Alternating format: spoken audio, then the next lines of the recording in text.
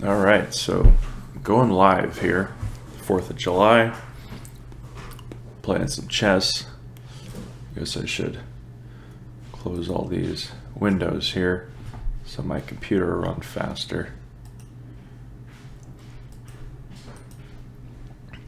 Oh, he made a move. So I'm just eating a burger.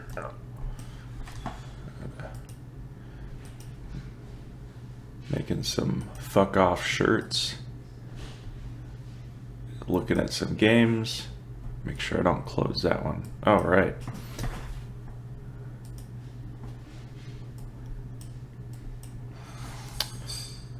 Oh. Oh, okay. There we go. That works. I thought I had skipped a move. I don't know how the sound is, but I'm just streaming anyway for fun, so. Larsenio. That's a cool name.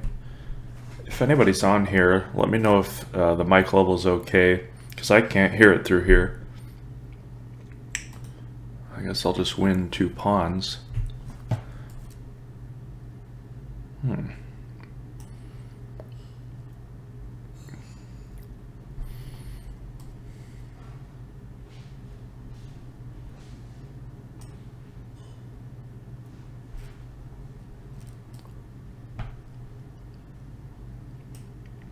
Hit this pawn. Probably wasn't the best move. I need to get this bishop out of the way. I probably should have just went bishop to c2. Then I could have brought my queen to d3 or to e2. Well, he's going to lose on time anyway.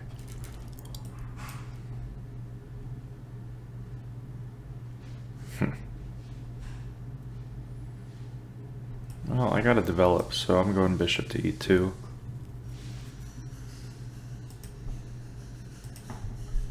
Well, obviously I was planning d4. I don't know what that was about.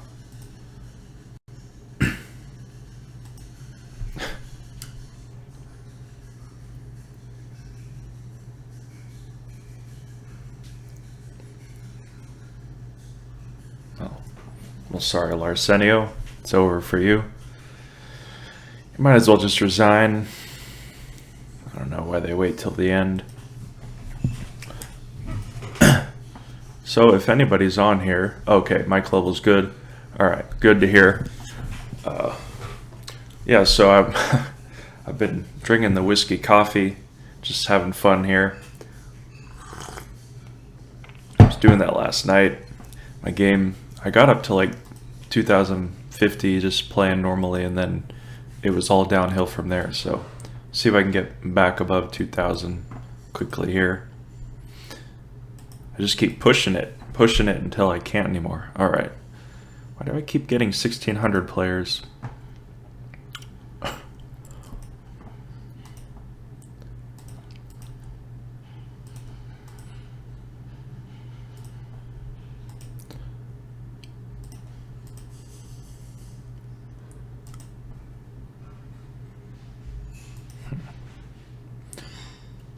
What do I want to do here?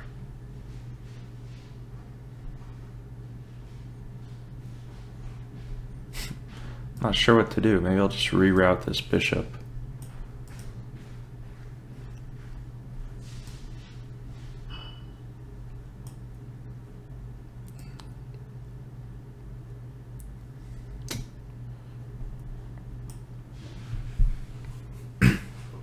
Maintain the tension. Now if he takes, at least I can take there.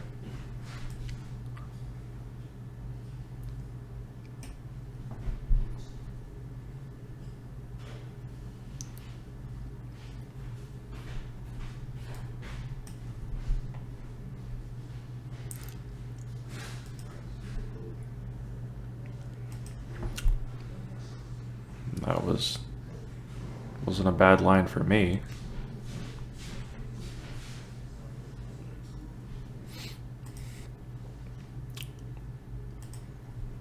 Get rid of my weak pawn. You can keep your knight there, that's fine. I don't think this position is very good for me though. But I feel like I can break through. I have the 2 bishops. Once it starts to open up, then I'll have more activity.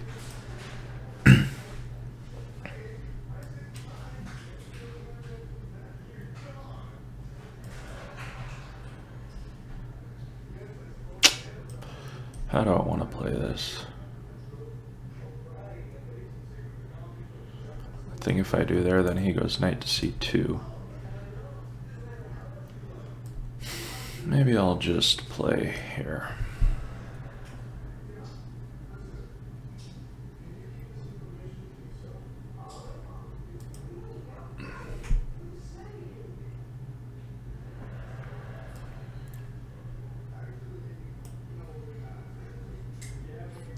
I have no clue what to do in this position.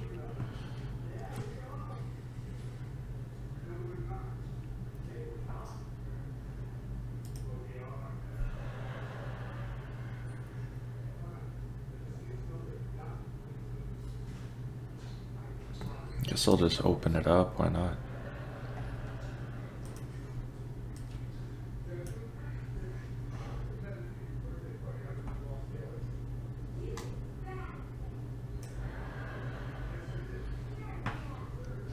Now he gave me a target to attack.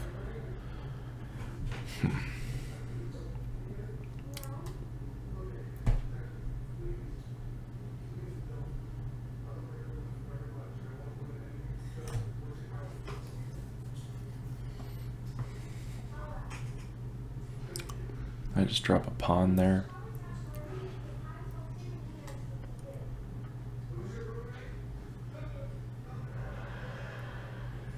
I don't know how this is going to work out for me. Let's see. Guess I can take there.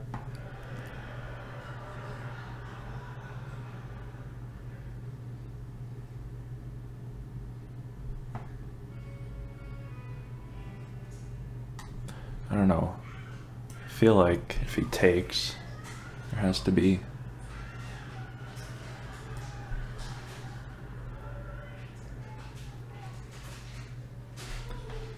I don't know. Let's see. I gotta move here. Let's see.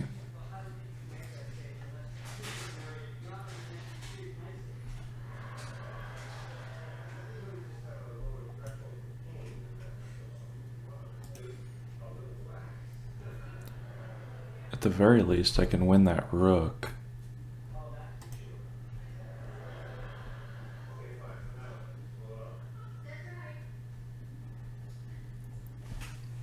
Can I finish him off in time?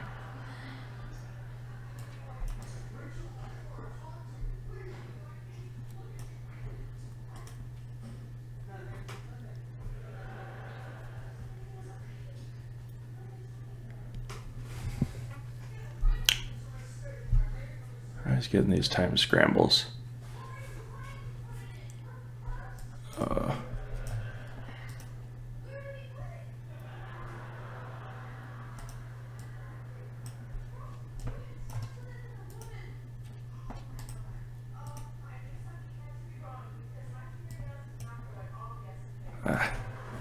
Couldn't finish it. That's why I'm losing these rating points here. Alright, so irritating. I get like these 1,600 players and they just keep going and going, which is good for them, but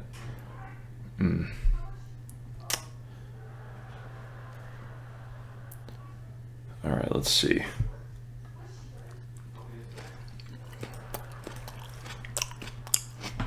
Gotta play faster. I'm gonna go to the King's Gambit here.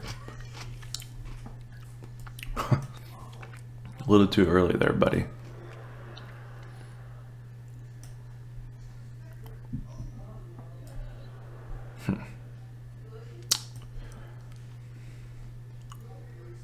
What do I want to do? Maybe I'll just sack.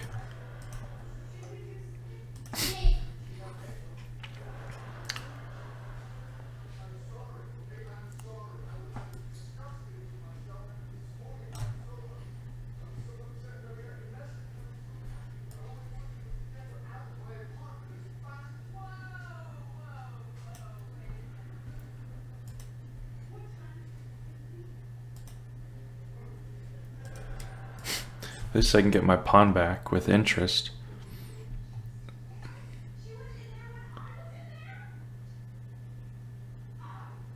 Probably at some point I could have. I guess I can do that now. Hit his queen.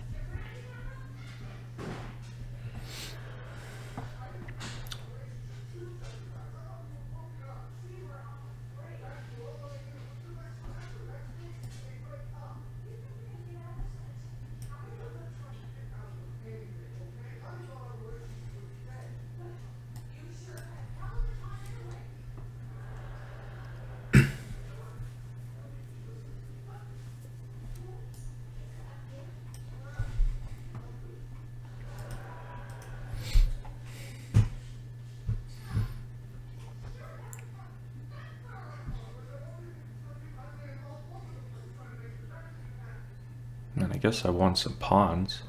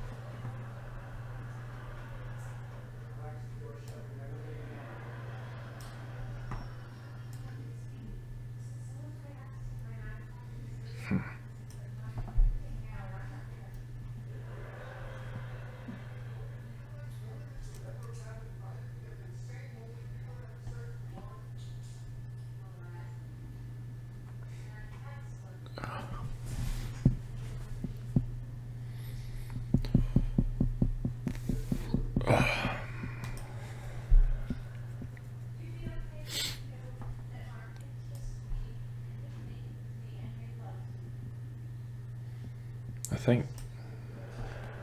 No, he can fork. Yeah, that's fine.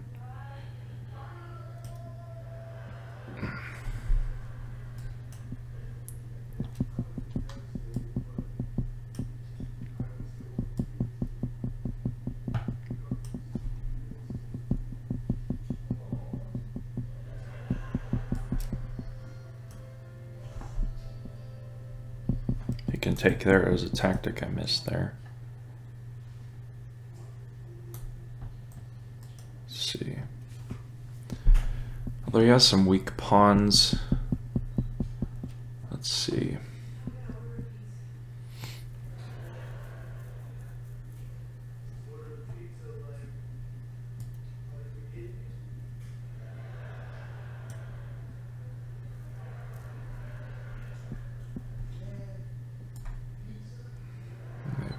Am I making things too complicated here? So I can hit his rook.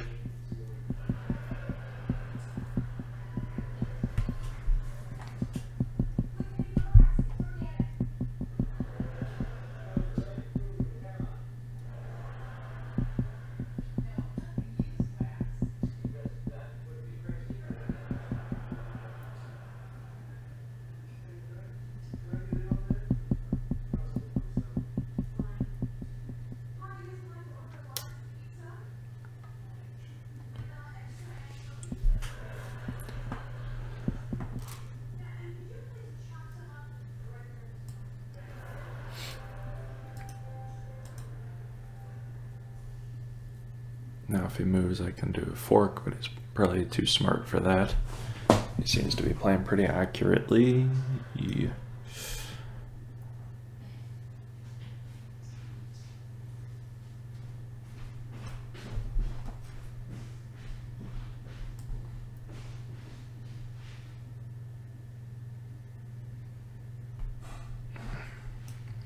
I don't want to step back, and I'm low on time.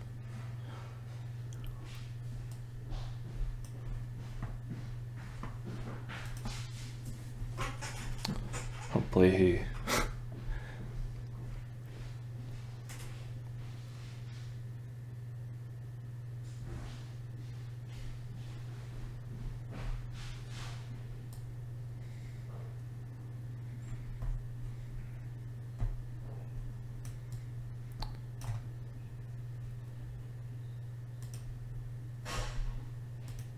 Oh, well, that was dumb.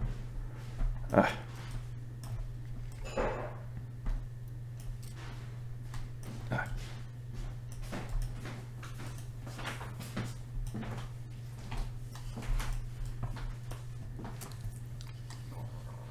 Fishy, I'm streaming.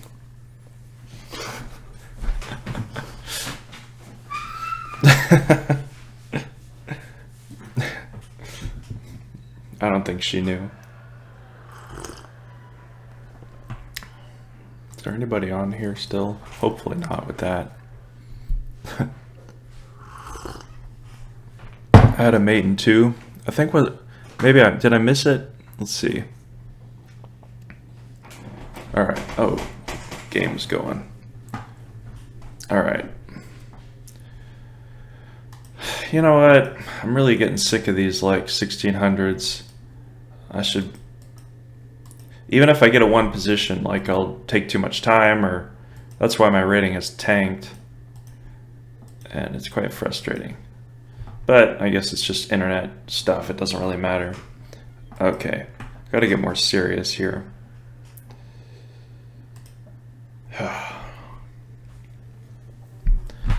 Why would he move back? These 1,500 players, they make so many random moves. Like, we're playing in the center here. Alright.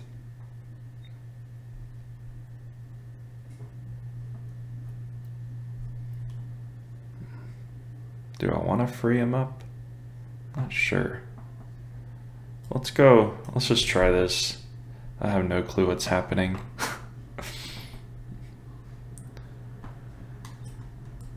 I gotta reroute some of these pieces.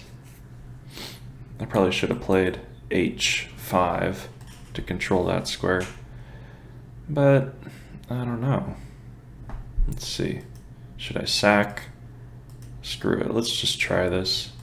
It's probably losing objectively, but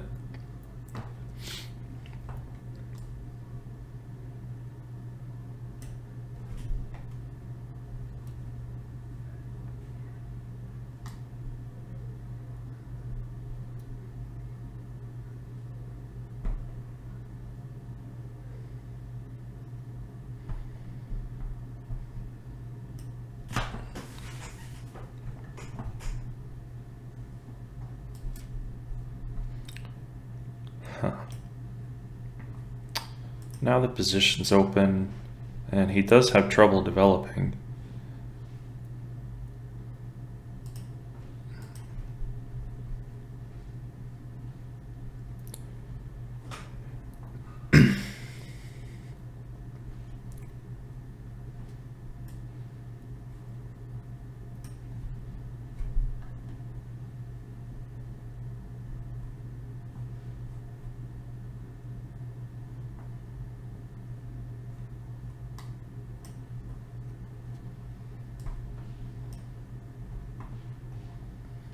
Kind of need a battering ram. Clear some space, get this rook in here. Oh, that doesn't change much what I see. Well, actually that helps me get my knight in, so that's fine. One more piece.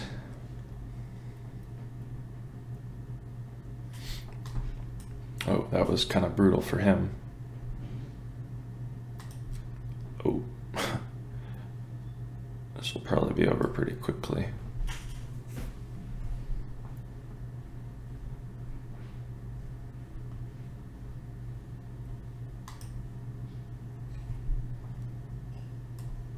I don't know, should I go for mate? I guess I should go for mate.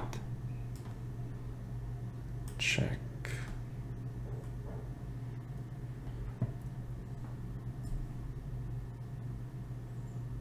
Well, actually, there's a checkmate right there, right? That's cool. Okay.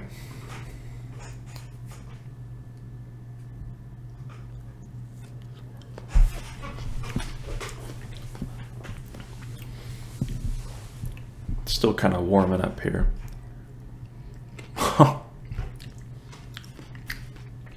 Gosh. All right. I guess it's a good warm-up. What should I play here? I'll just play G3.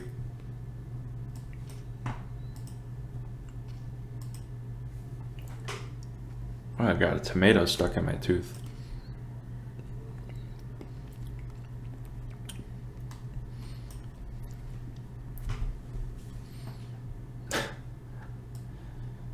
I have no clue what this guy's doing here. Maybe I'll play. Although I probably could have just played bishop d3. He never would have thought of playing the knight there.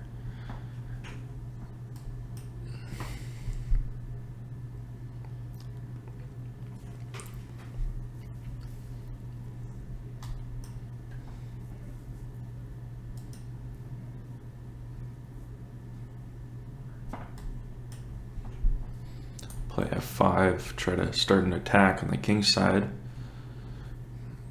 He's just gonna weaken his king side for me.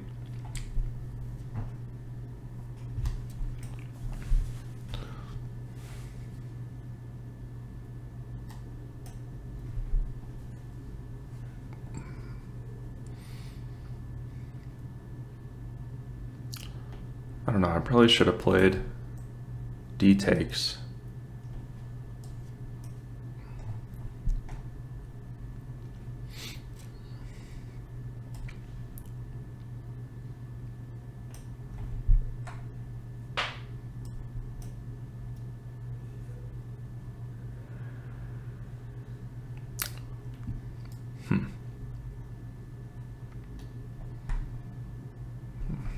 Not sure what to do here. I guess I'll just take.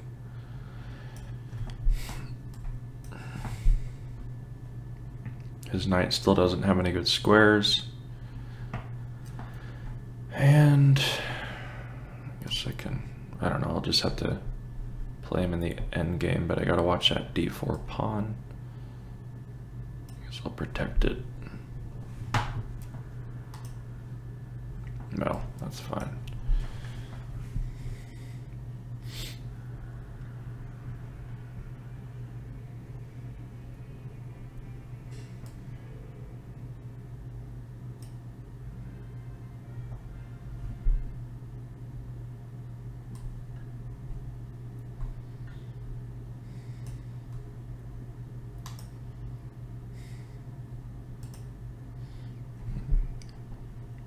Guess I'll get these pawns rolling.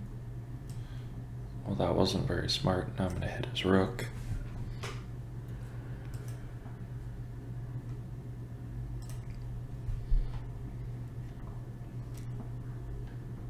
It's fine, you can have it. I can be generous. Now let's see.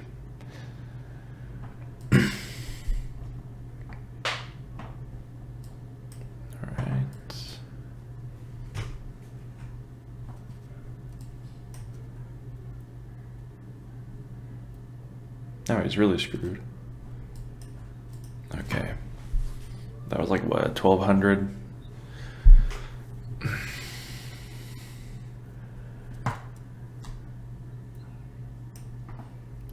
I mean, a lot of their moves seem pretty good, but it's just they don't really have a plan.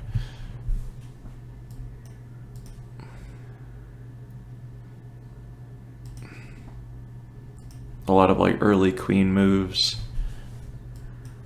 A lot of non-development. So please develop a piece. I can just have a feeling of what they're gonna play. Like, he wants to. Okay. He's gonna maybe play C. Please play knight to f6. Come on. You can do it.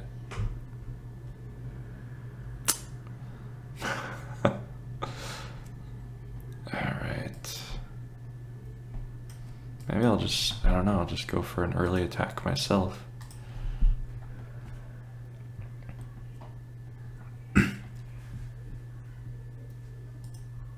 Go for an early checkmate? Why not? I'm pretty well developed at this point.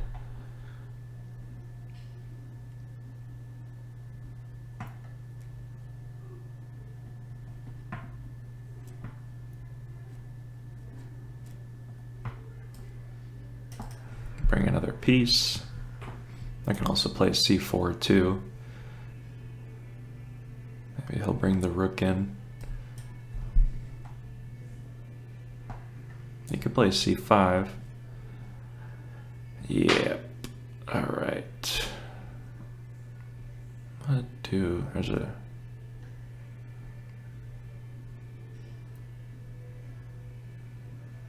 Let's see. What are the consequences of that move?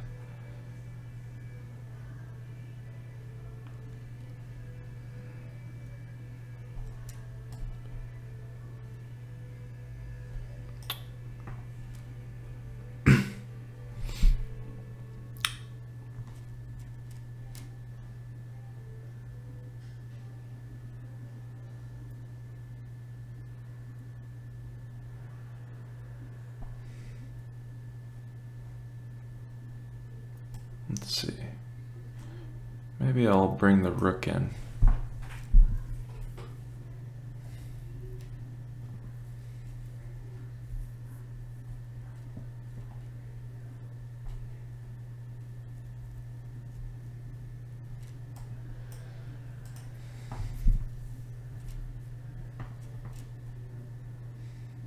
Now I'm ready to take this pawn.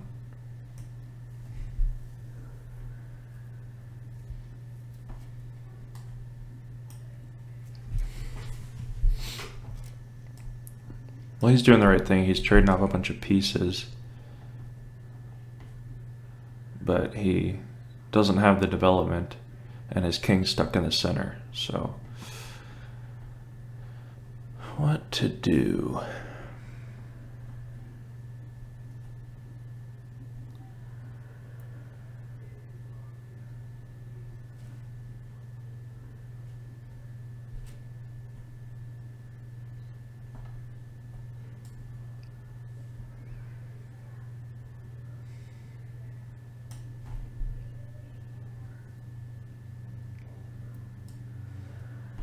Guess I can bring this bishop around.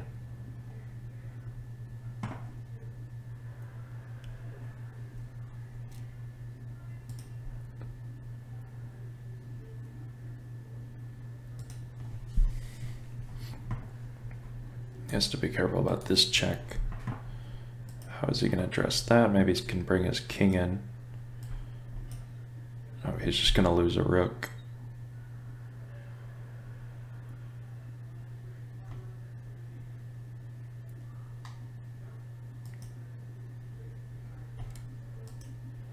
You really don't want to be developing when you're being attacked in the middle game.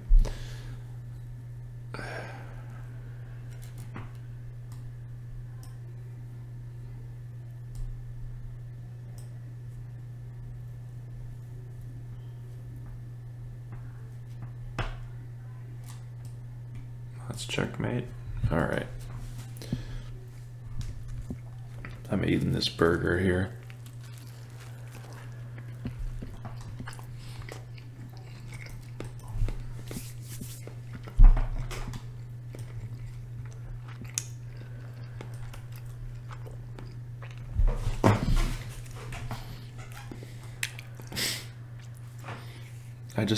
I don't know. I don't get it. All right. Guess I'll... His queen's really misplaced, but I guess he's doing all right. I don't know. Do I want to play e5?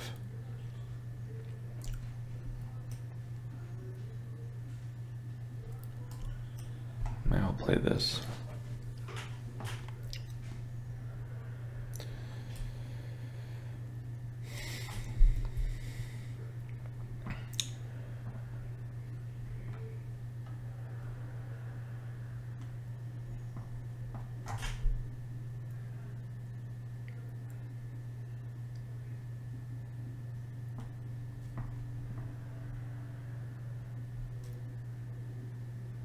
Oh, this is a weird position.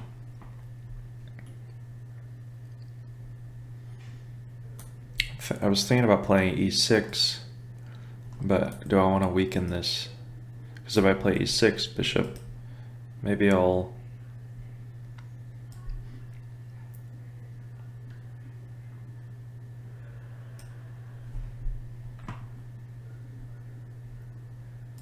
Okay.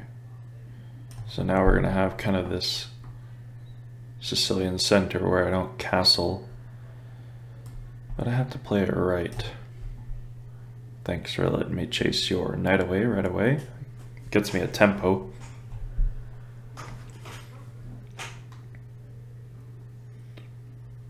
Normally the king's pretty safe in these types of positions.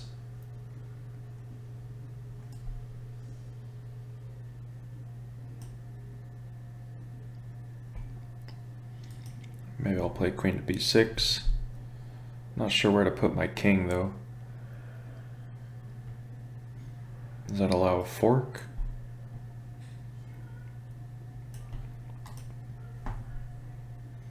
Simple fork.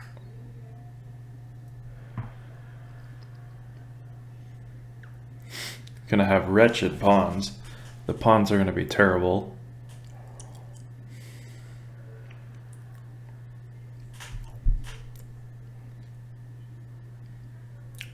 Those kind of tactics I know in chess are really frustrating because they're so simple, but you can see this guy's almost 1800 on light chess and he makes those kind of mistakes. I mean, everybody does really, but you always look back and go, how come I didn't see that? It's so basic.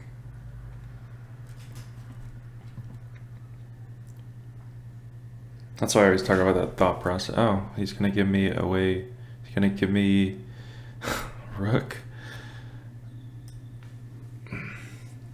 Okay, so just because you missed a basic tactic doesn't mean you have to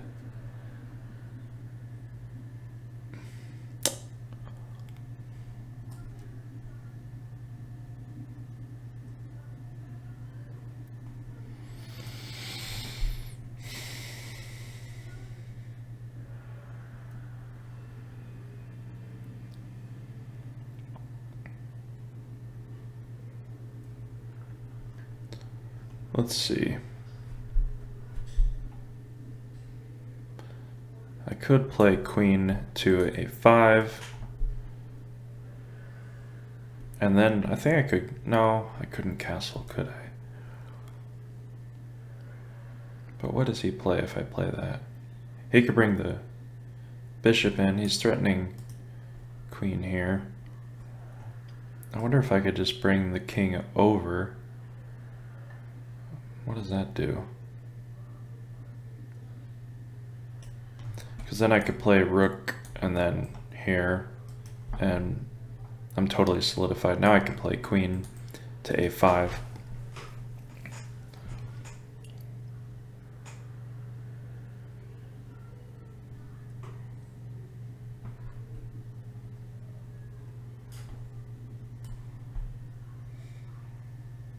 All right.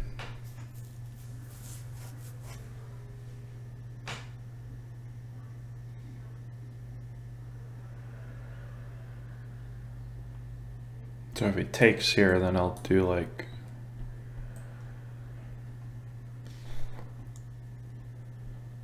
I guess I could take,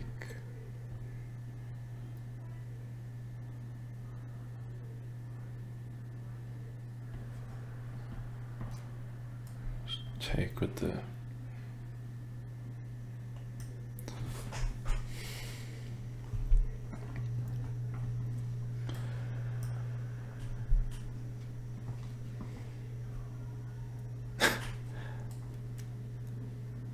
oh man, I gotta speed up.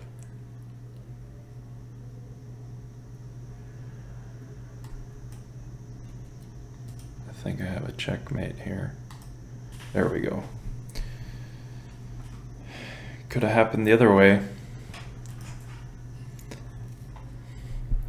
All right, so other than that pretty terrible loss at 1600, I'm doing pretty good, but I don't know, for this stream specifically, I keep getting like players that are under 1800.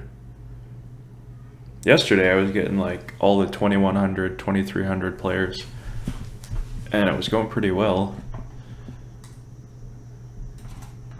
All right, maybe it's probably a big tournament. All right, this is a number 2 guy. He's probably going to be pretty good.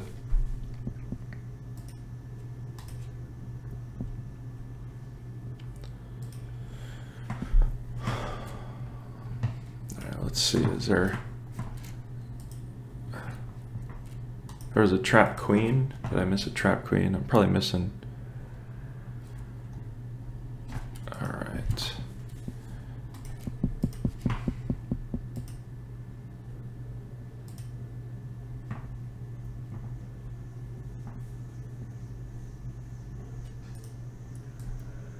Let's see here.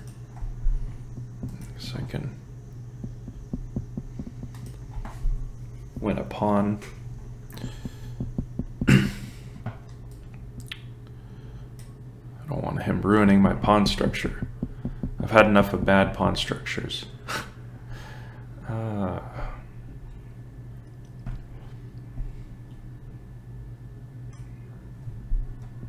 At least... this is not going to be good.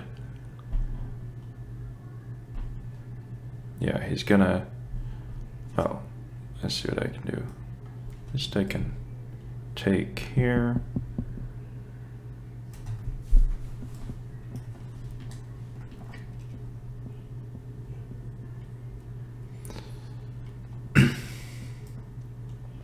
Move the rook. I think he had that fork there. He probably should have done that. What is he doing now?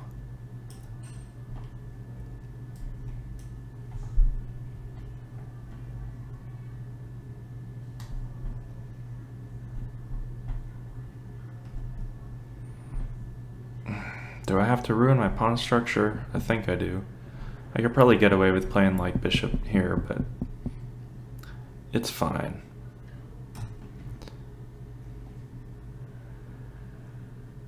Won a bunch of pawns anyway.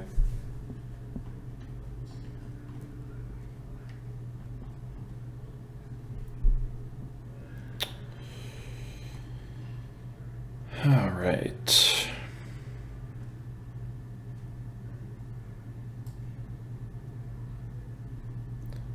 How do I want to deal with this stuff?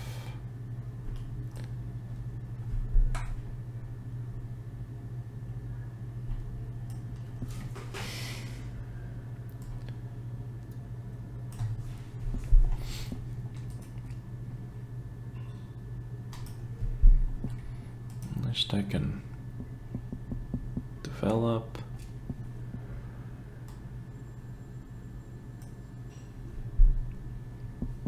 Pawn for pawn.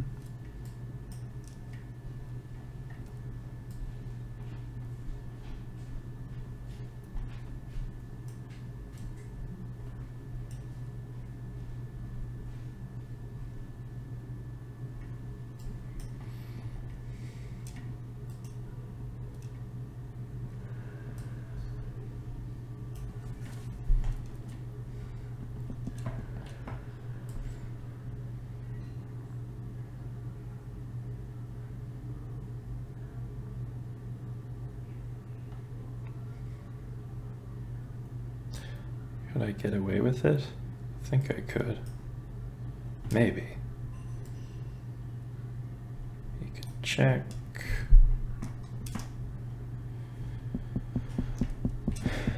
Let's see here. So I can threaten there. It's getting kind of complicated. Oh, well, that's checkmate. Dang it, I missed that. Ah, that was brutal. All right. Cheers, whiskey, coffee. So I finally get an 1800 and I bungle it. Okay, this tournament's over. Let's get into another one. Probably have to wait a minute. Let's try a game. We'll just create a game in the interim. Minutes per side. Try to get at least 1900 here. Normally there's always one after a tournament. All right. Got to get back into the swing of it.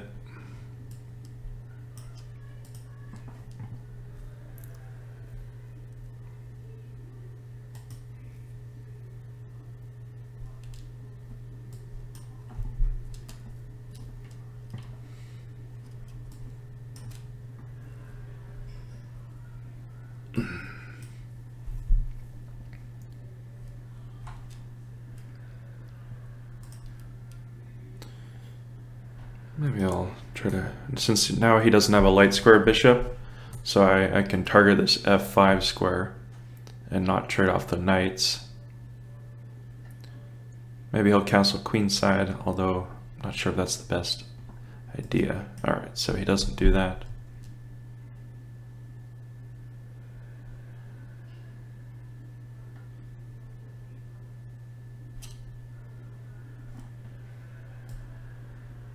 Maybe I'll boot this guy here. I don't know. What do I want to do?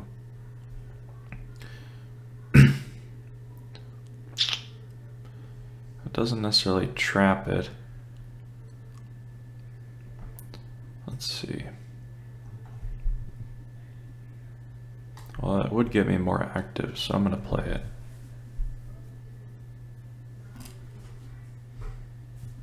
It'll get me on his 7th rank.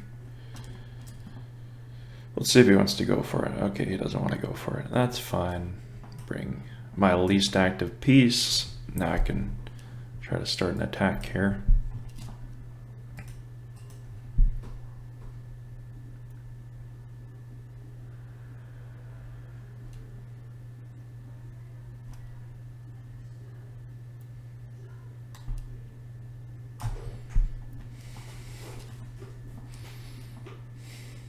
So notice all his pieces are pushed back, and I'm basically just pushing my pieces forward. It sounds really basic and simple. Right.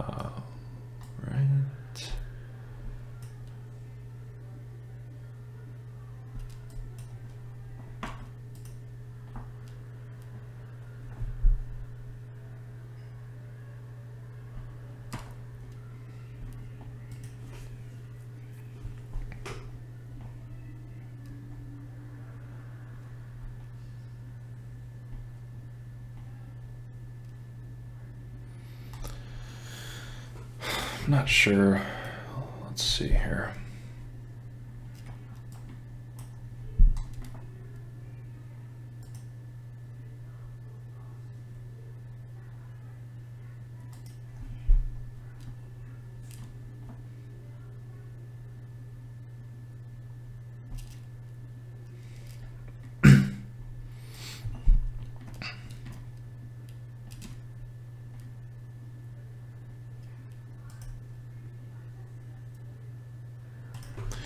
I see a tactic I can take here, and then if he takes with a knight, I have this queen check on the king.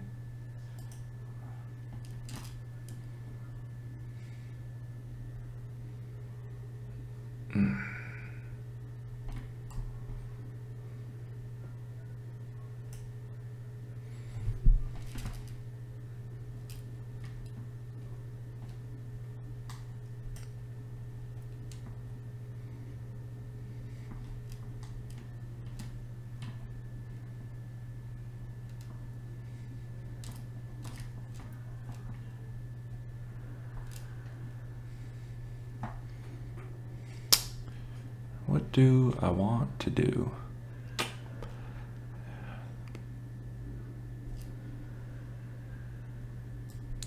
I guess I just have to go here.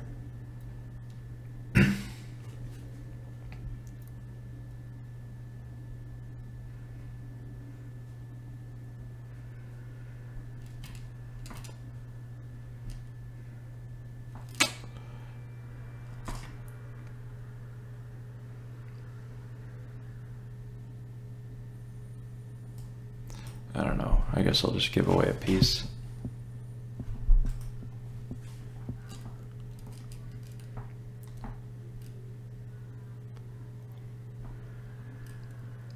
This attack was all bungled up, man.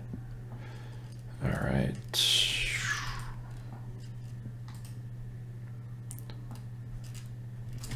Well, it's all over. Oh.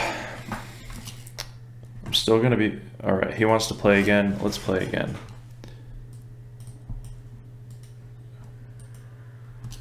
Refund. Lost to a cheater. That's been happening more and more. Okay. Oh.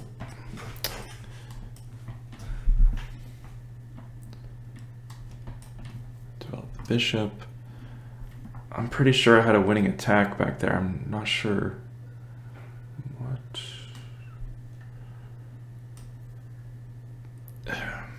Trying to think how it went wrong, but I have to look at it with an engine.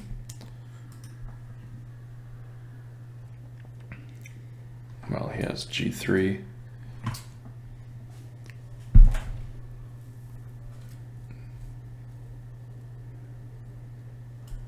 Let's try this. What was that?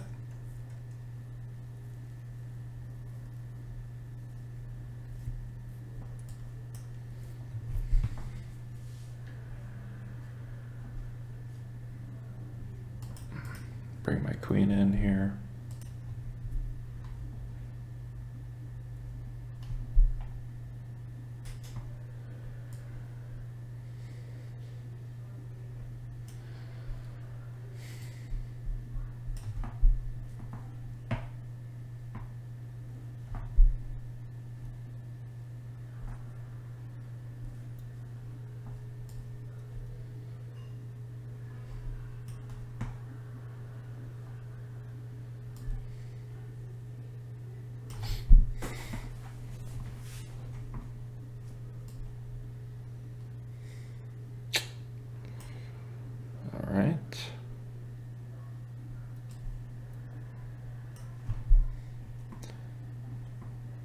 To reroute this bishop.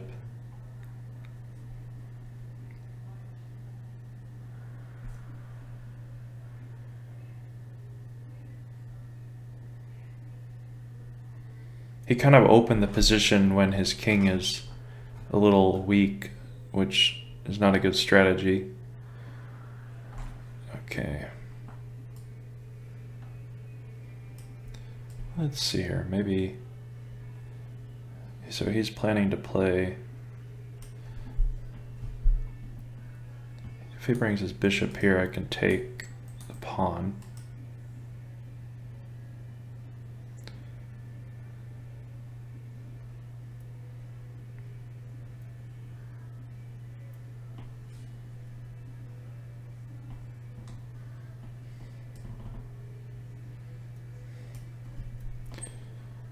I don't see any recourse if he moves the knight and I play here.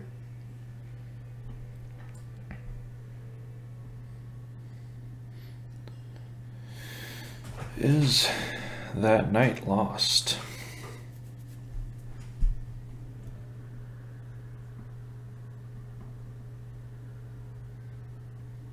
Maybe not, maybe.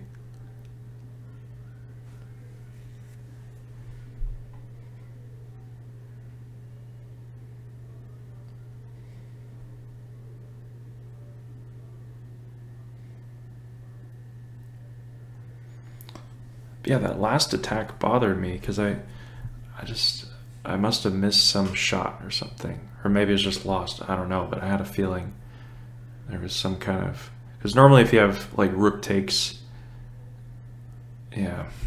All right, let's see. So, what is he planning there? What is he planning?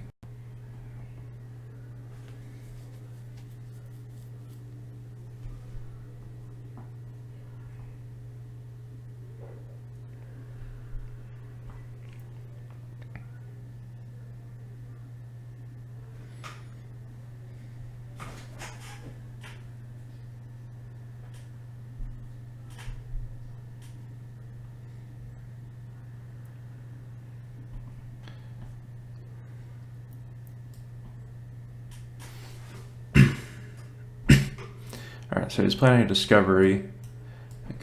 Maybe I'll just move here.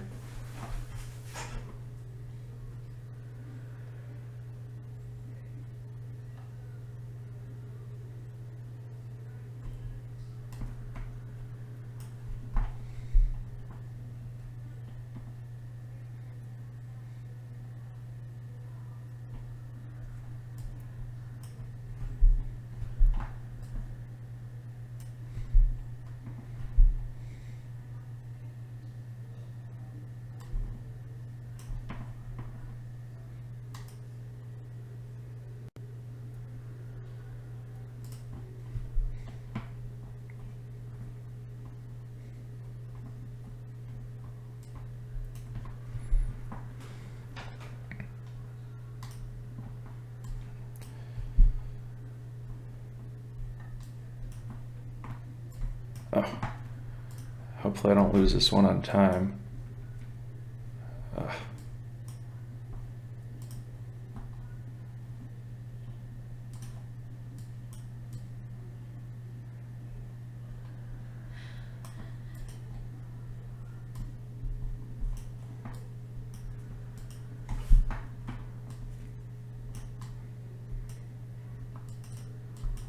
Oh, okay, that was close. All right, well, I'm gonna get into a tournament. He wants to play again, but let's get into another tournament here.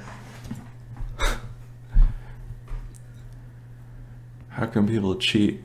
Oh, they run a script. It's like not that I know about cheating, but I read about like they can put a script in the code, I guess, and it shows the best move. And the best cheaters, like they'll choose the best or a specific time. Like they don't cheat every move. And I've seen it, but I don't know. There's no point in thinking about it because, in my opinion, if somebody cheats, oh, let me join here. In my opinion, if somebody cheats, then you just lose a game, and actually, it's just like playing the Magnus app on your phone or something. You can learn from any game, really. And if you got blown out by a 1400 or a 1700, then that's what happens. Okay, I should have berserked that one. But in my state with the whiskey coffee, it's probably not the best idea. Maybe I should have just kept playing that guy, but I don't know. Let's get into some interesting positions here. So this is a 1400. All right.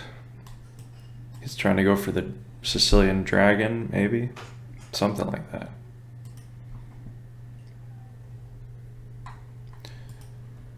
Okay.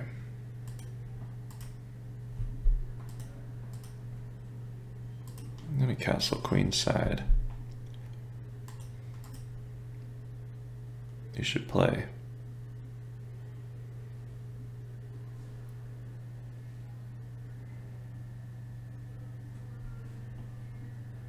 What do I have to do here? Do I have to take? If he takes there, then take.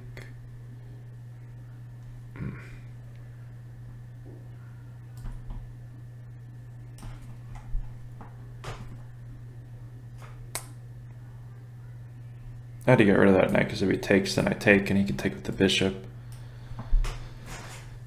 Now I can push freely. I try to exchange.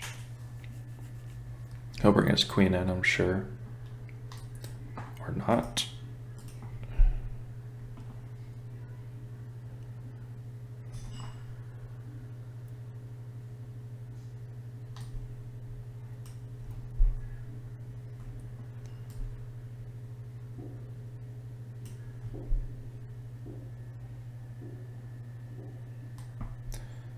Well, now this is for sure over. You had to go e5. That would have been uncomfortable. Okay. You're really not supposed to allow h5 in the Sicilian dragon. But what do I know? Maybe he would have timed me out. That seemed to be his plan. Let's see. Okay. Have I been going for almost an hour here? Wow. Okay. Let's see.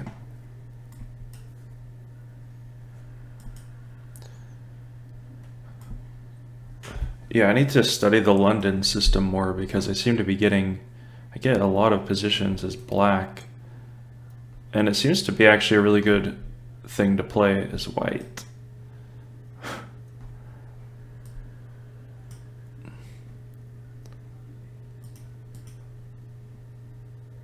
The reason I like it probably as white, it would be that you get a lot of attacking possibilities on the king side for not a lot of risk.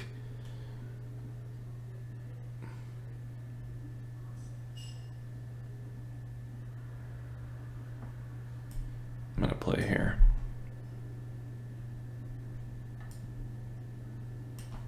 If he takes and takes the pawn, then I can take like this.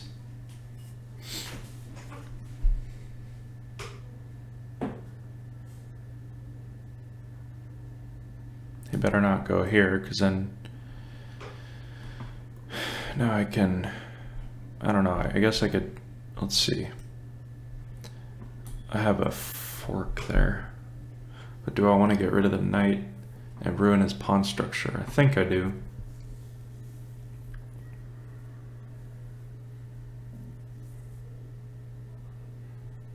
Or should I push the queen around a little more?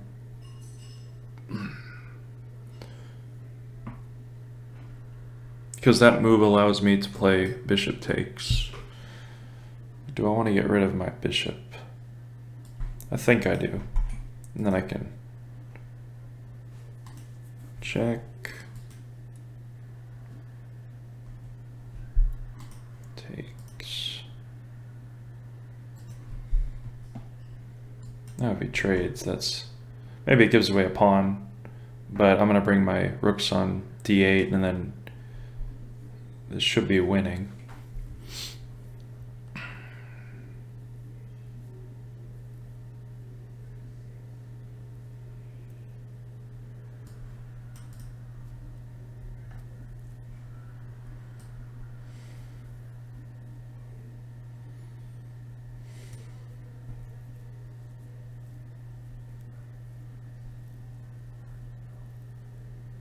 He probably should bring his queen back. Or that.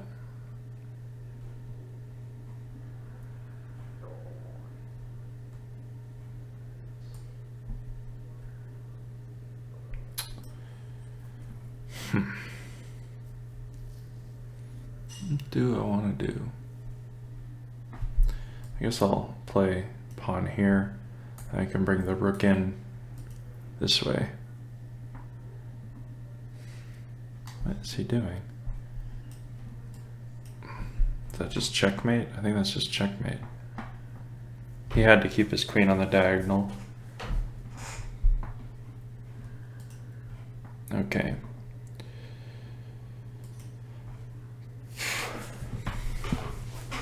Where did he go wrong in there? Yeah, just the tactical middle game. You kind of have to wait for your shot in the London as black for white to do something wrong like that. Just misplay it.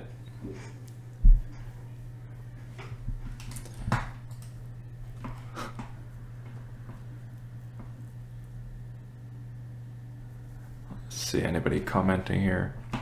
I should probably bring the pop. I think they have a pop-out chat. Yeah, there we go.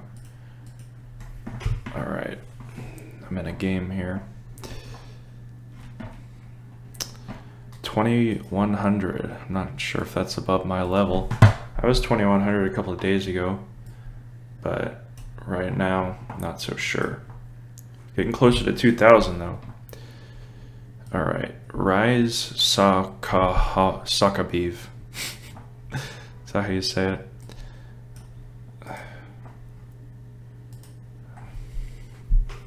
Play here or there.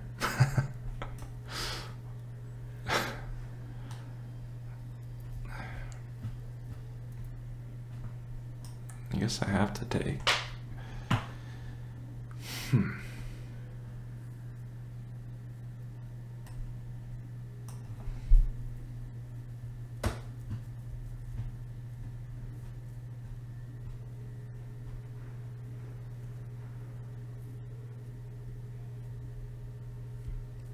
It's probably fine for him to take here, but... Or that. Either way, we're going to see some trade-offs. If he takes my dark square bishop, then...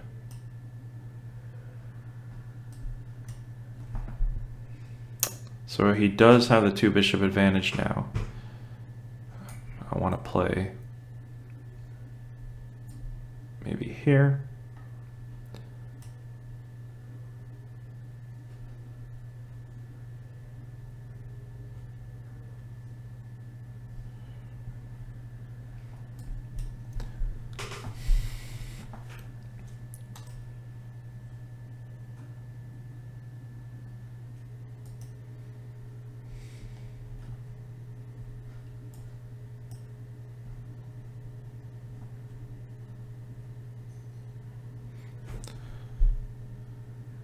Play here now, I think.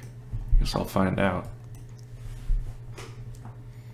Try to get rid of that weak backwards D pawn and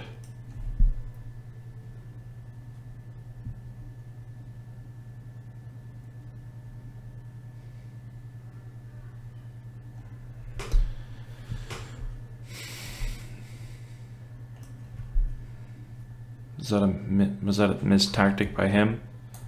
Knight fork. Can I finish this game off? I don't know. Let's see.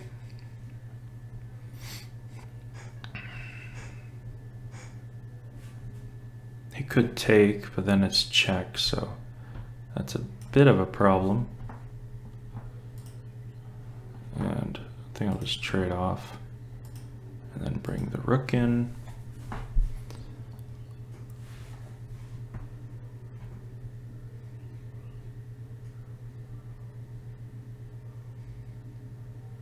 Now I'm happy with my position, but I don't know if I can finish Hurray's Sahakabeev. Suck. Now I don't know if chess diagnostic is any easier to say. Probably not. Bring my knight in. That's not very nice, guy. Come on. Why you gotta do me like that? I guess he might take with the bishop, but then I can check. And actually that'd be good.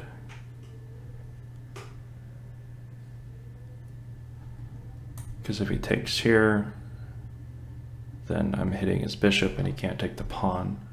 So it'll be some complicated tactics there. Some guys did an amazing checkmate. That's cool. Okay. Let me see if that pop out chat. I know I popped it out. But... oh, here we go. That's kind of cool. I won't keep it on here though, so. All right, hidden there.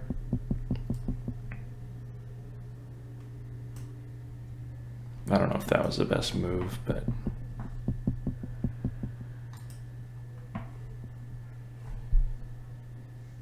All right, let's get all my pawns on the right squares.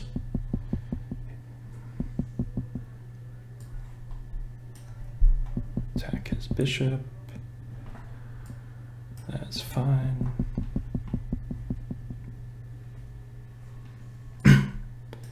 Maybe I can win a pawn.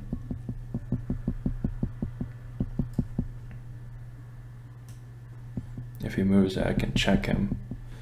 All right, so he resigned. Rahays. I don't know why. But let's just go over this game real quick. I don't know why, but I seem to play better, or at least win more against like 2100s. And I think I beat a 2300 or something yesterday in an end game on Blitz. And I think it's because they just play, like when I said he was gonna move this pawn, like they just see what you're supposed to play, whereas like a 1600 they just play so fucking randomly that it's hard to sometimes, like you'll move your queen and then they'll move their queen or something. I don't know, I guess it's individually. So what did he do wrong here? I think he had a better position, definitely this here, but that he missed that tactic. So again, it's basic tactics.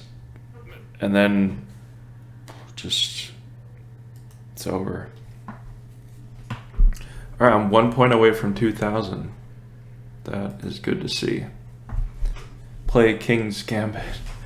All right. Let's see. Light chess does offer a lot for free. I don't get why people are like, there's a bunch of cheaters on here. Like, Light chess is amazing. And it's actually, the app is just way better than chess.com. Although I do like the Puzzle Rush on chess.com, but you can tell they're kind of like they're, I think they signed up John Bartholomew. Oh man, Morris Soldaten.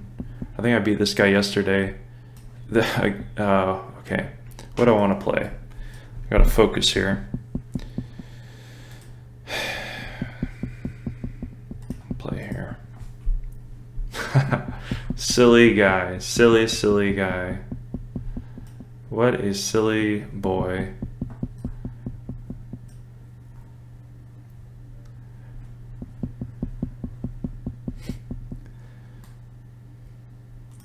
Takes. Well, we definitely don't have a book opening here.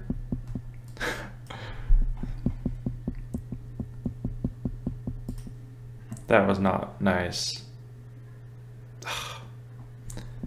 That was dumb. Should have seen that.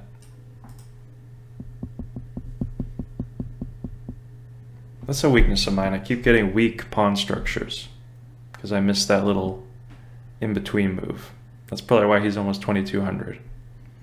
All right, what do I want to do here? I do have the two bishops. So I'll attack there. He's probably going to castle. I'm going to castle. Do I want to castle though? I think I'll castle this way. Because then I can push my plan, push here. He's going to try to prevent it.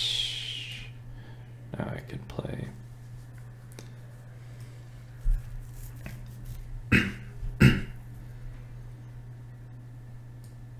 Guess I can bring in.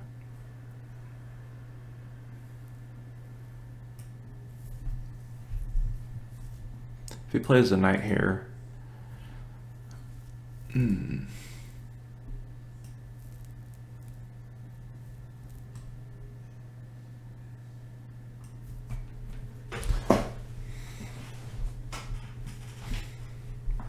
really want to get, he keeps making good moves. I really want to get this bishop out here and then push the pawn, create some weaknesses on the king side.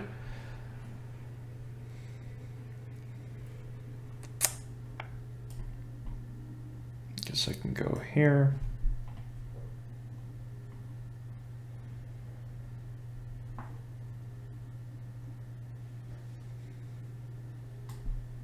Now I can finally do it. That's fine. That's okay. I just got to get my rooks active. All right, do I want to chase that knight? Maybe I'll get my rook here first. Just got to be careful with the tactics, and I got to move quicker.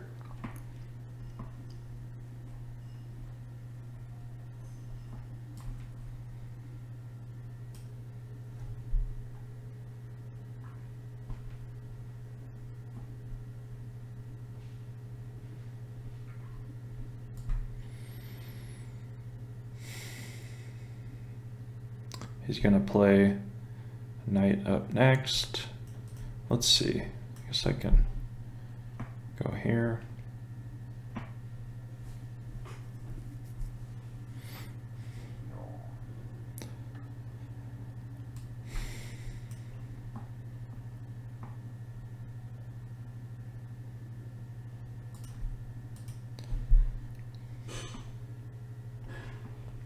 Got to be careful.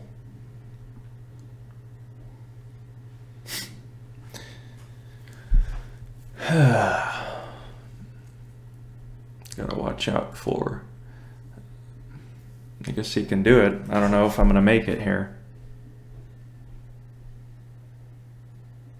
He has that knight check. Gotta watch out.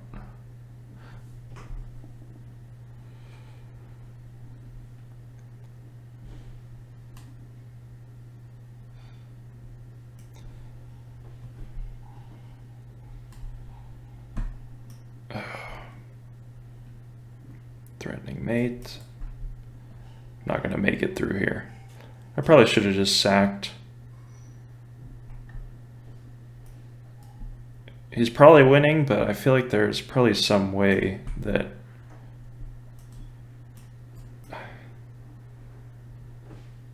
oh, okay, that's over. I missed that. In the time scramble, I got him yesterday, but not today. Oh, now I'm 6 points away from 2000. Okay. And I'm back down to 1600s. I'm going to berserk this guy. Yeah, those rook endings, I don't know. I needed to deploy my rooks quicker You notice he got too much activity. Again, it all comes back to activity. It seems basic, but it's hard to implement. I'm gonna play this. Now, I played this Sicilian as soon as I speak. I guess I can move the knight back. This line where you play f4, bring the queen out, castle queenside. He's playing it all weird. I wonder if I do this. That was cheap. Very cheap. Very cheap. See, that's the problem with playing 1600s like this, is that you start looking for those cheap moves. Now I'm gonna get a fork, win the rook, and you really shouldn't do that against stronger opposition. Okay. Protect the e4 pawn, bring the bishop out. I like my position here. Where do I want to put? I'll just put the bishop here. Aiming at the king side. Bring the bishop back.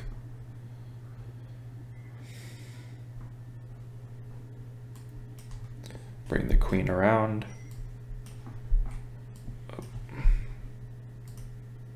If he brings it up to protect, then that is not good for him.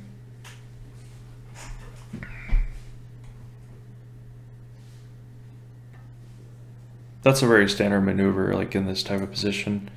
If on the Sicilian, if you played f3 and you castle kingside, bring the queen to e1, and then reroute it for your kingside attack.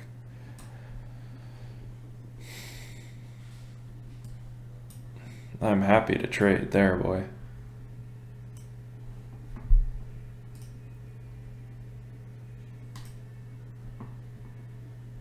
Prevent that.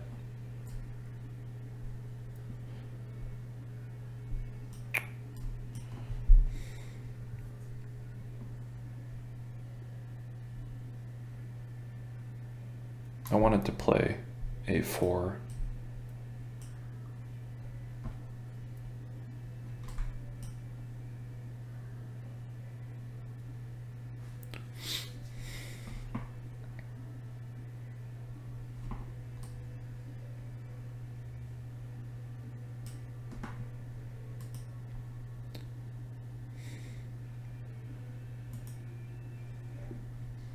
Now I won 2 pawns. Oh boy. I gotta move faster. Again, don't make the same mistake. He's gonna try to time me out, this guy. This guy.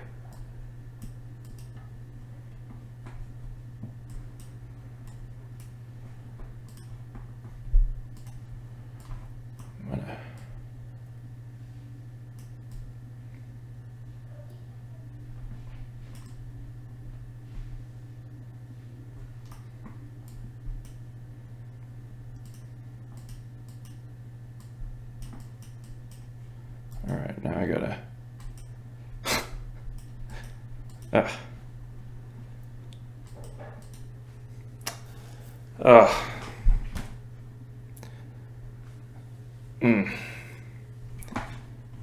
No fun.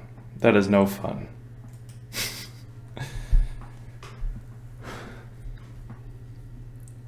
Let's see, any comments here? Oh, well, thanks for that, Jerry. Yeah, I'm not the strongest player for sure, but I guess I'm a normal player. Like, play chess when I have time. I mean, the average grandmaster, people don't, like those, people like Hikaru Nakamura, I mean, they basically dropped out of school at a very young age and studied chess for hours and hours. Like, that's not normal. But if you want to be a super GM, that's what you have to do. And of course, it takes a ton of talent. But like going to play 2 tournaments a week in New York, I mean, it's not just you show up and play. You have to, travel, and it just takes a ton of time. That's probably. I don't think I've played a USCF tournament since 2017, just because it takes so much time. Like the World Open, I think that was the last one I played. Can he take?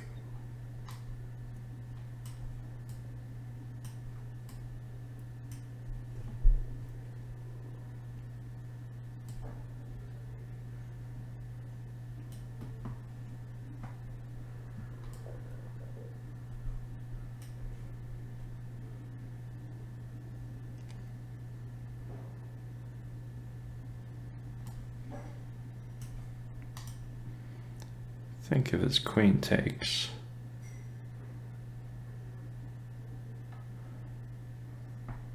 Let's play here.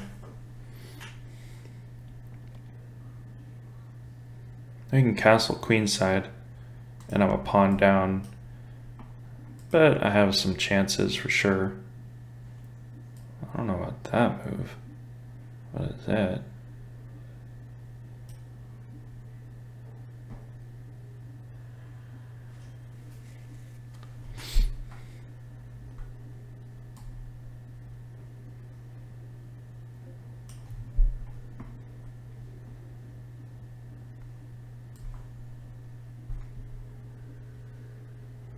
Let's see. I think I can take here. He can take with his queen, but I win his queen, so. Queen for a rook. You know, in my book, that's a fair trade.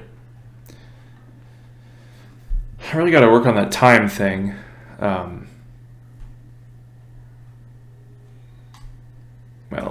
now you're going to lose a lot more. Let's see. Yeah.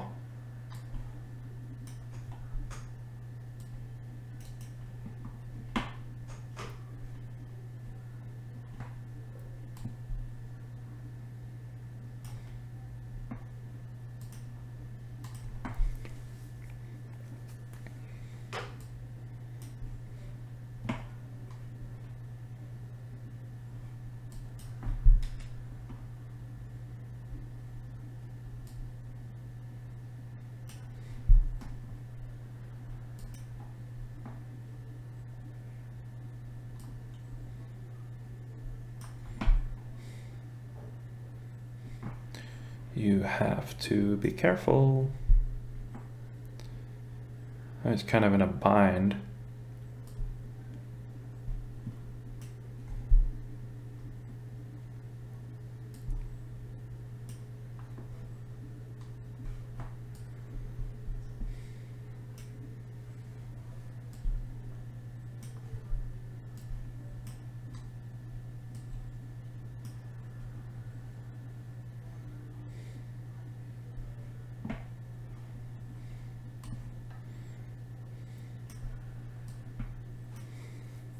I don't know, I'm just...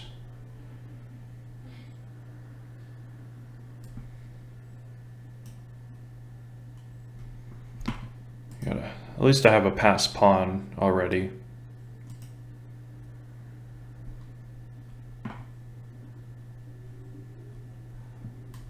Bring my king in.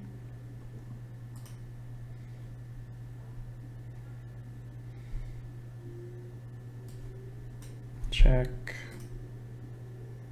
He can blockade the pawn, but then I'll bring my king further in.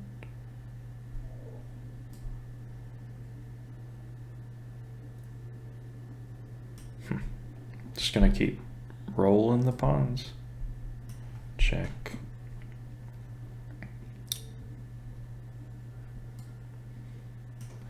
Yeah, that's not good for him.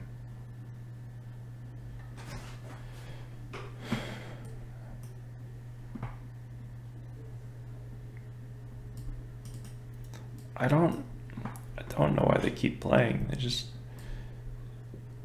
okay. I'm gonna finish this guy off, but I have to be careful. That's fine.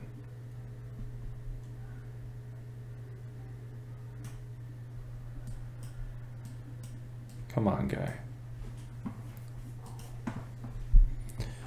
So now what? I'm 20. Am I 20 away from 2000? Trying to flag. I get it. How to better score on Puzzle Rush. Yeah, that's...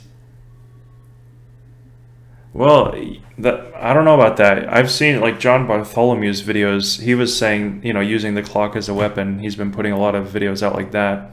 I watched a couple of them, and you see really strong players. I mean, Nakamura he can time out anyone. It definitely is a skill to move your mouse really fast, but I really could care less. I mean, if I lose a game, because it's frustrating, but I'm not gonna like practice moving pieces fast with the mouse.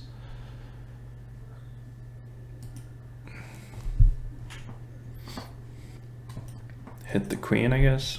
Oh, I didn't even look at this guy's rating. I guess it doesn't matter. You should not care about the rating. Play there. I guess he can play here, but it's fine.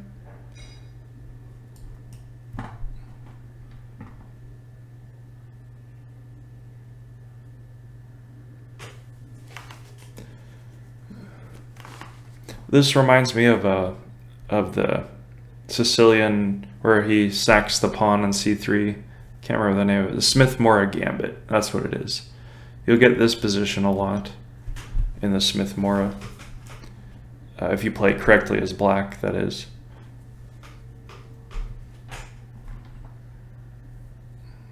All right, bring the rook in because he's threatening.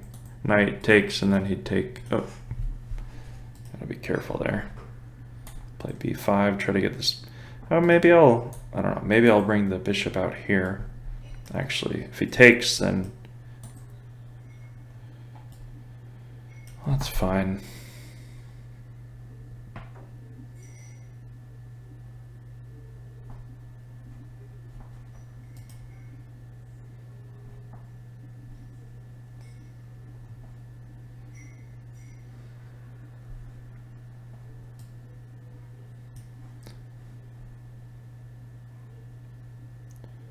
I don't want to deal with that.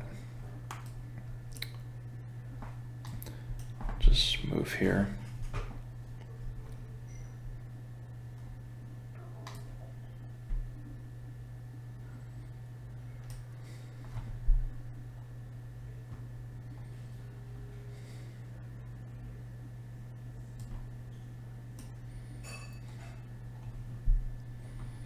Probably should have played b5.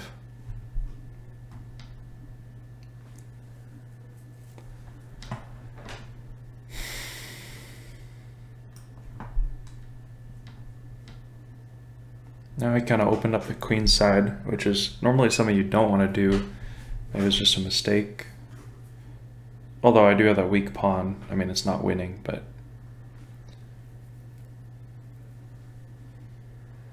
he should play something like here.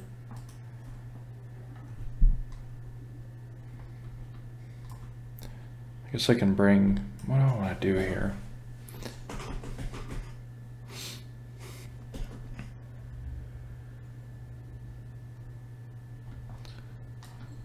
I'll just try to, now if I move there, he can take.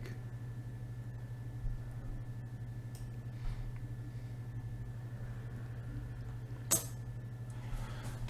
guess I'll move here.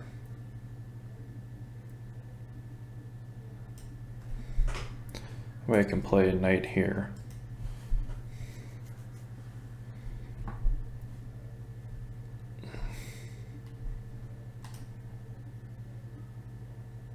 Make sure I'm not missing something. Probably am. Rook. Rook.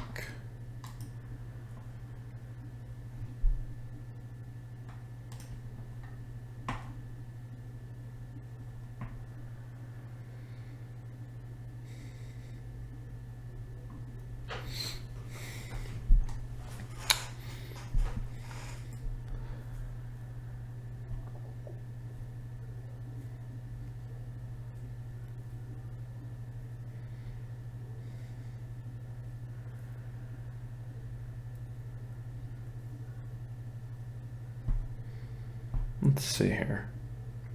I guess I can go there. What is he doing?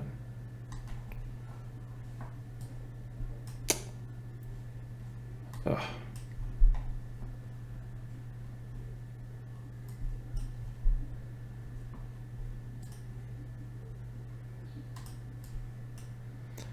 Don't want to lose on time.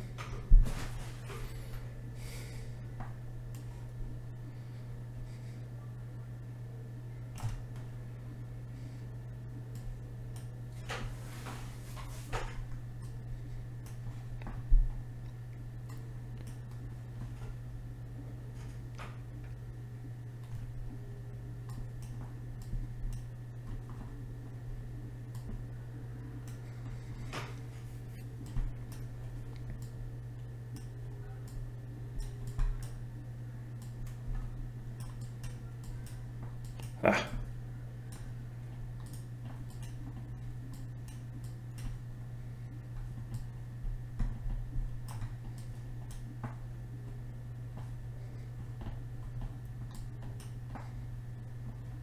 Oh, what?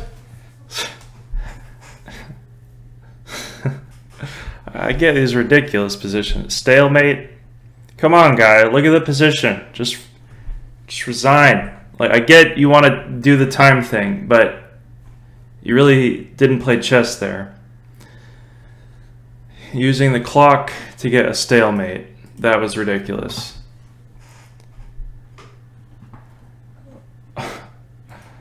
Okay. So that just -1 to 2,000. Now I'm 21 away. I'm gonna eat a pickle, because that's what that was. You know what I need?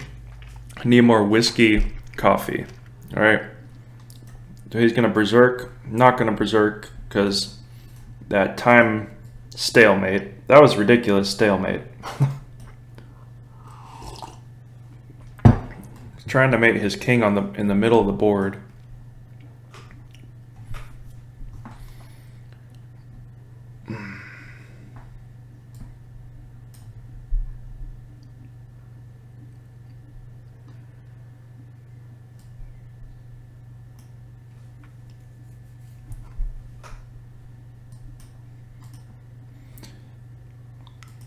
I must have misplayed. I don't get this at all.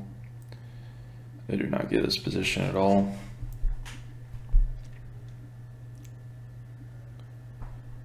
Let's see. I'm just gonna castle.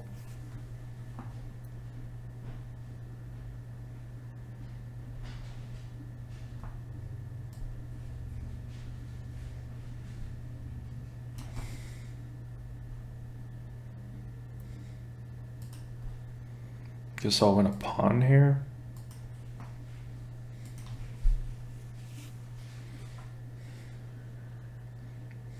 All right, I guess not. Okay.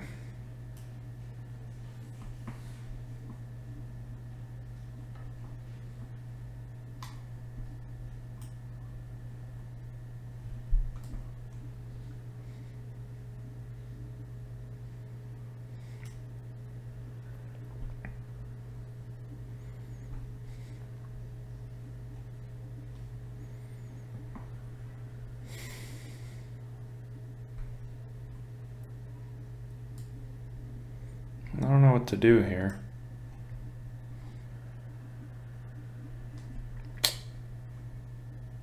Guess I can, I don't know.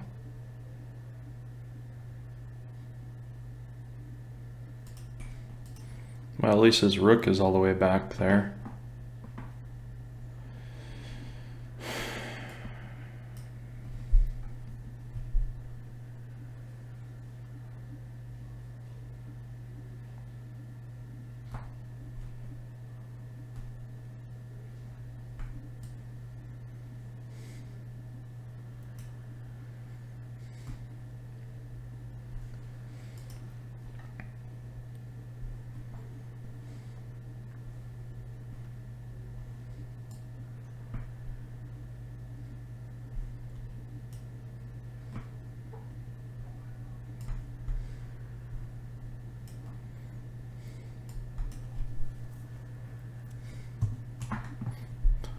Probably wasn't the best move.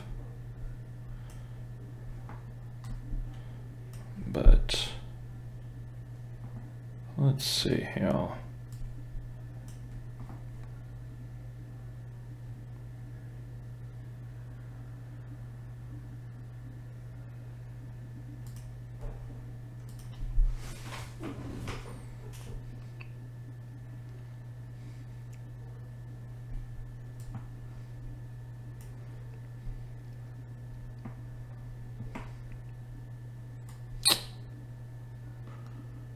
I don't know if that's good or bad.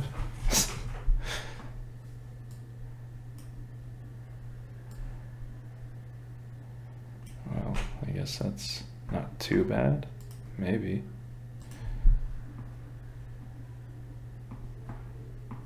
Maybe his knight's trapped.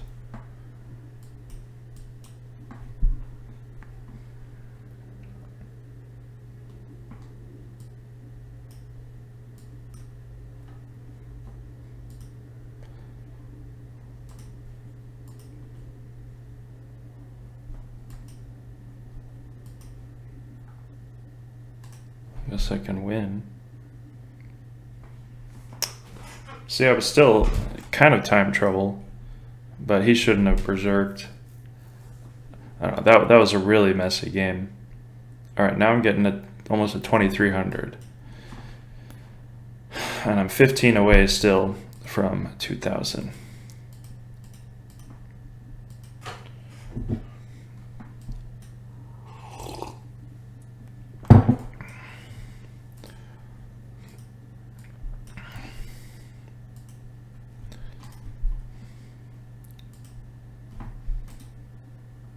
Do I want to castle?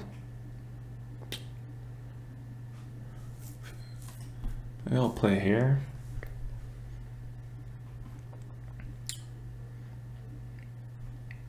Not sure if queenside castling is an option.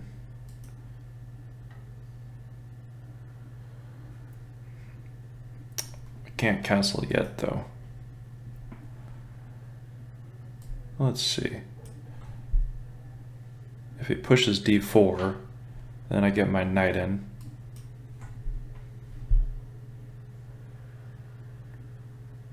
Activity there.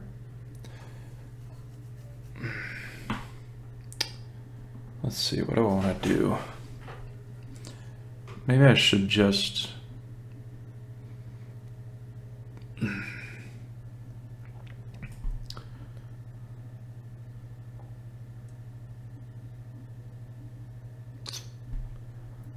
Not sure what I want to do here.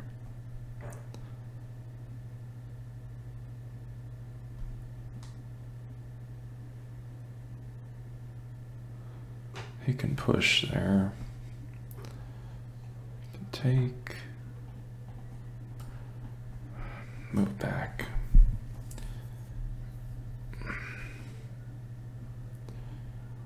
I can't castle because he's threatening the f7. Maybe if I move here, he can take.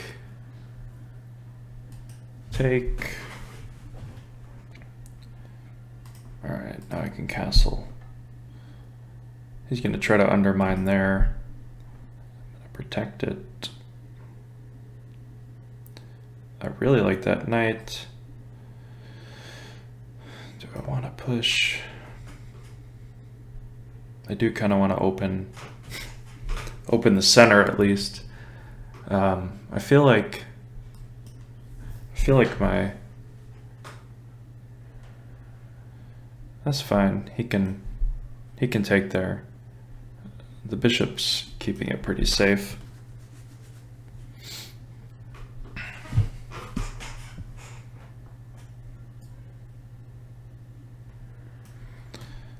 Guess I'll take here.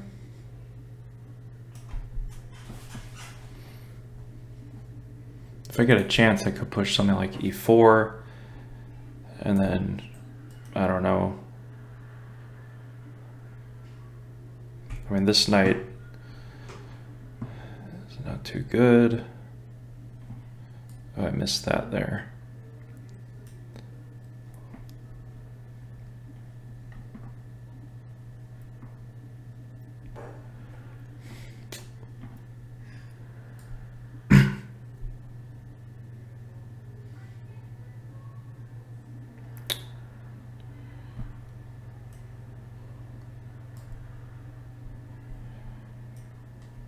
Gotta be careful. He can take here. That's not good. I can bring the bishop out. But then I think I can take with the knight and then recapture. Let's see. He could take right away. So I can take here. Well, I guess I'm gonna have to take anyway, so.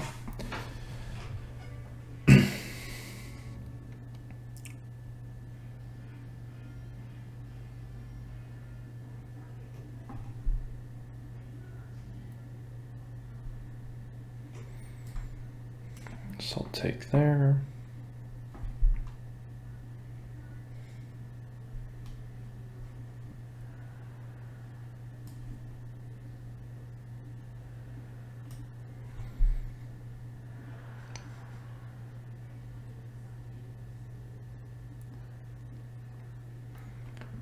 He can't really move the rook because I can take with check. So he has to be careful. Trying to get my least active rook in the game. I'm down on time. At least I can.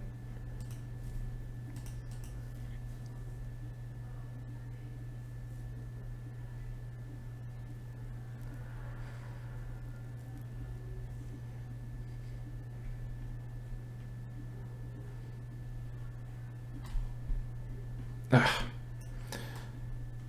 Okay.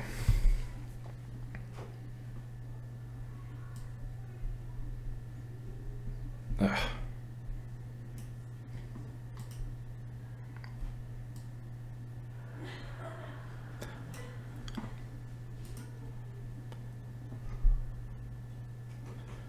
I'm so close.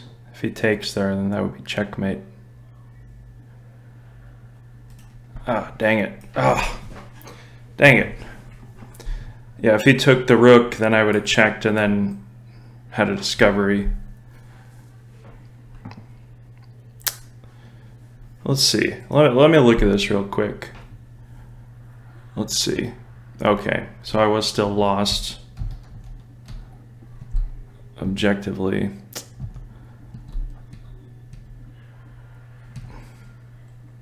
Where did I go wrong?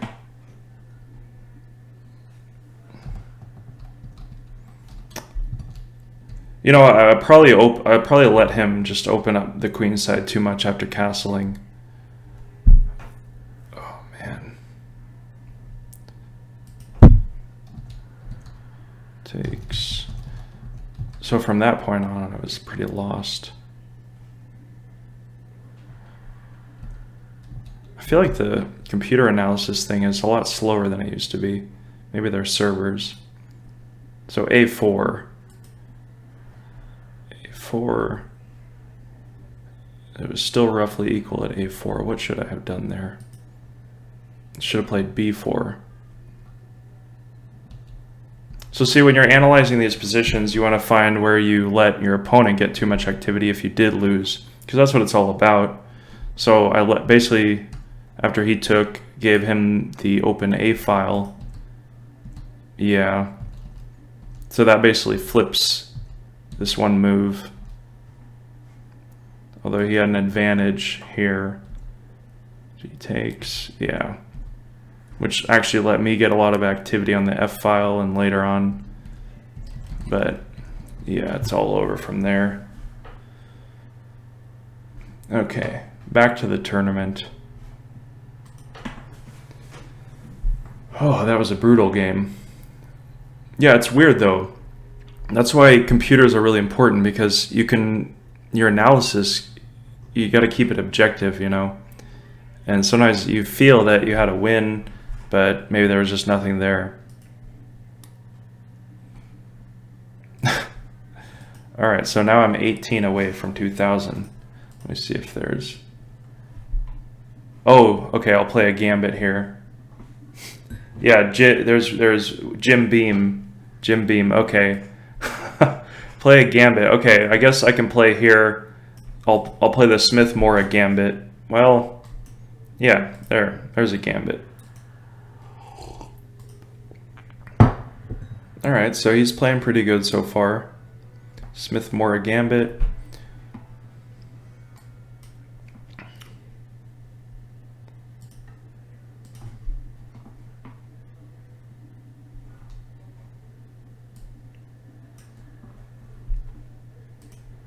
What the hell?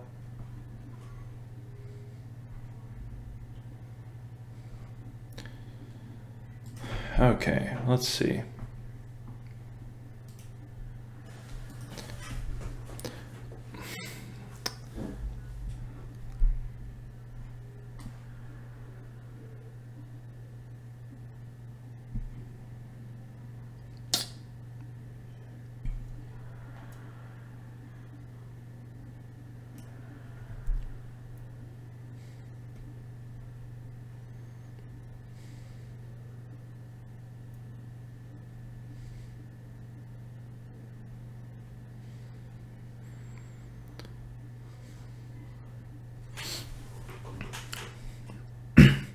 I'm gonna try someone here. This might lose, but let's see.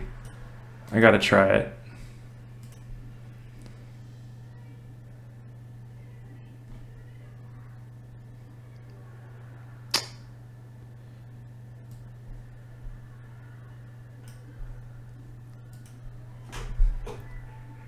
Gotta try it.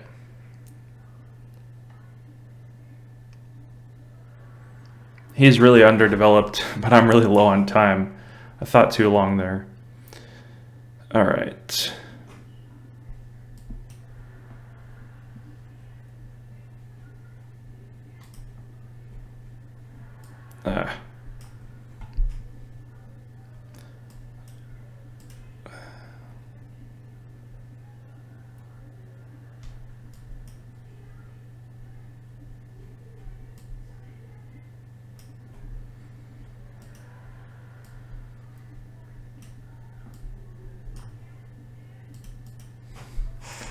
This is not going good.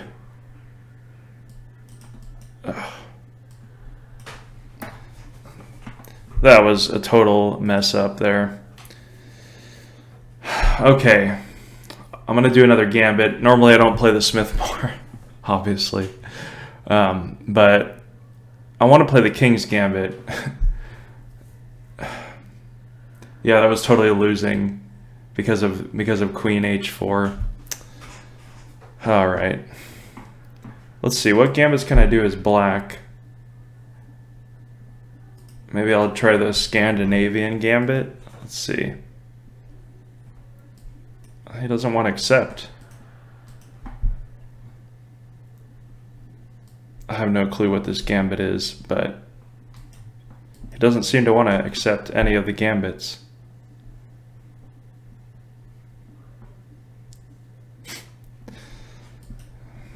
All right. This is kind of like a Dutch defense, I guess.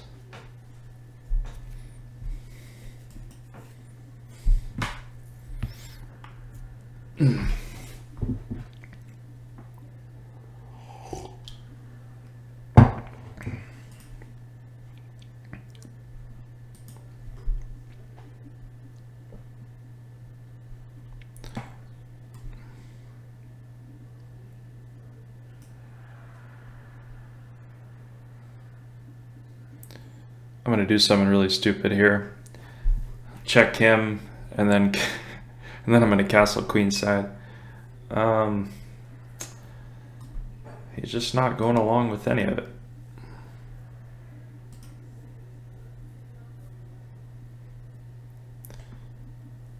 Probably would be wise to castle kingside.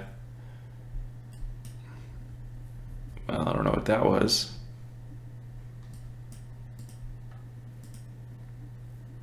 Too easy.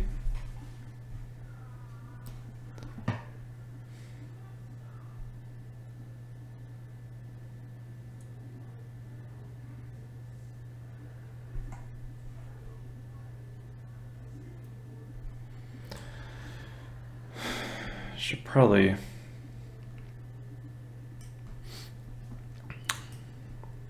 castle queenside.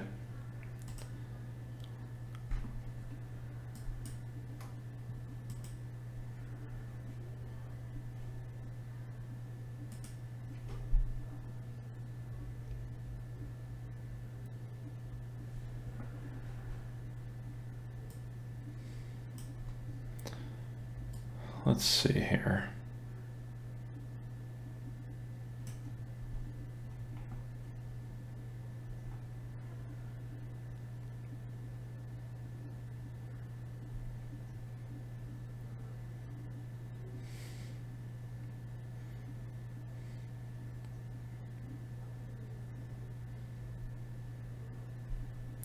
I think he could have.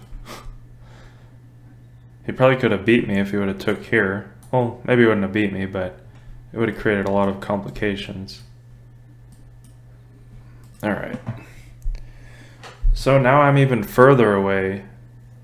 Well, I'm 33 points away from 2000 after that ridiculous gambit, but I will play a gambit again.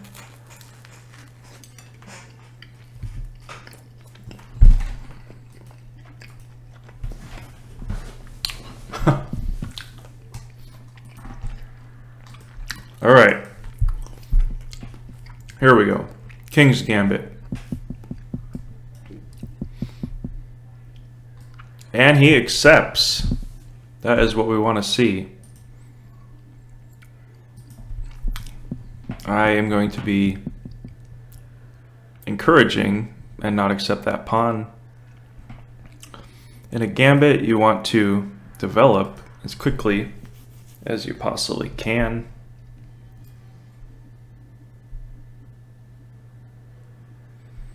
Let's see here. What do I want to do? I wonder if this works.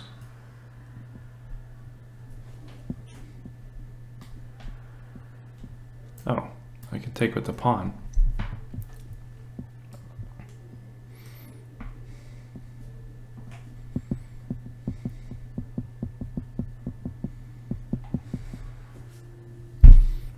I can take, well, that's not very good, but I can take with check.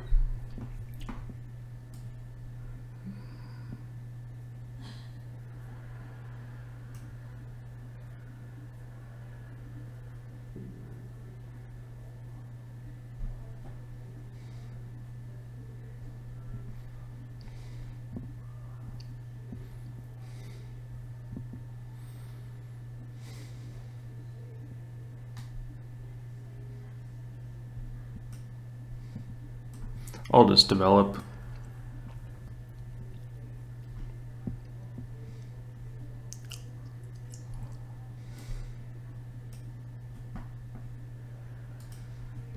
Anytime he castles, I just take the bishop. So he still does. He could play king to d7. That'd probably be good.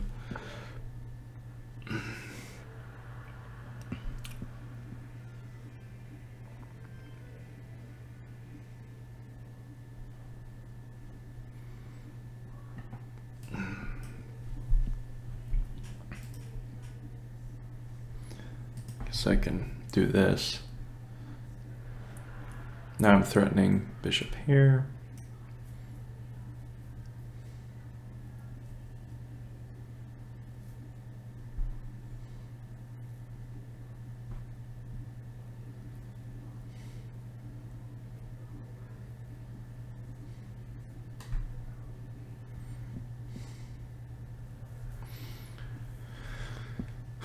Let's see. I want to checkmate him. I don't want his queen to come back. So I blocked the ability. If he takes the pawn, then it's checkmate. Alright. I don't know if I'd classify that as a miniature. That's pretty shitty game, but hey, it was a gambit. Sometimes you win, sometimes you lose in the gambits. But especially against like under 2,000 players, you'll normally win because I think even in that Smith-Morra game, there had to be some moves that I could have made differently that would have given me a lot better chances. Malika Milkshake? Malika Likimaka?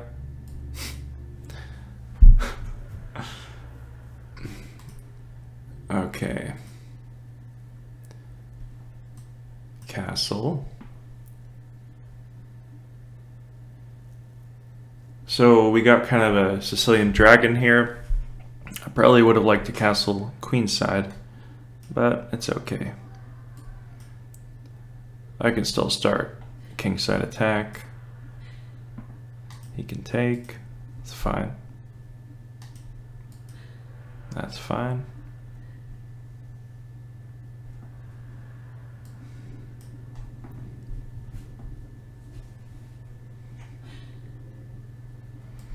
Well, maybe I can... No, there's a check there. All right.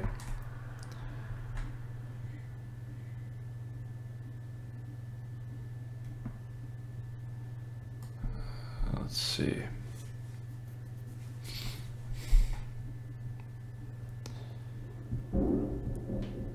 Oh, fireworks. Oh, is that... I can't tell if that's a firework or a thunderstorm. It's kind of thundering here. Okay. Take. I guess he could take there, but I guess I could threaten the queen. It's kind of interesting. I don't think I've seen that tactic before. And now he can take. Should I take? Yeah, now he can't take with the bishop.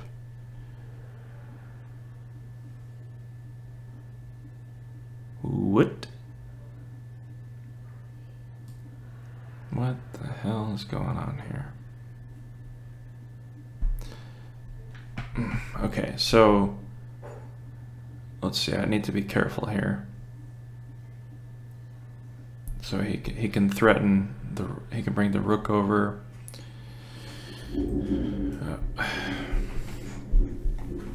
Melika Liki Maka blah blah blah.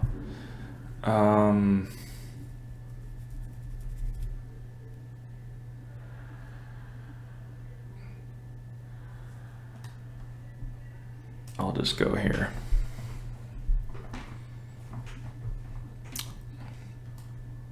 Yeah.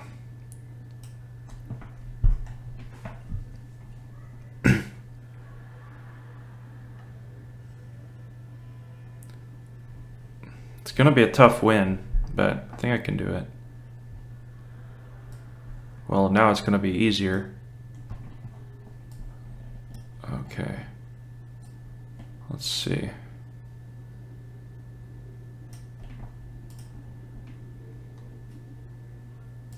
Protect the pawn.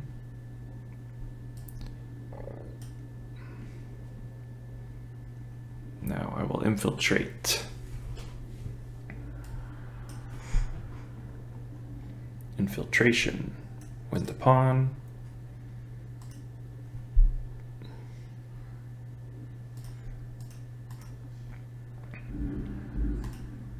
Alright, gotta move these pawns.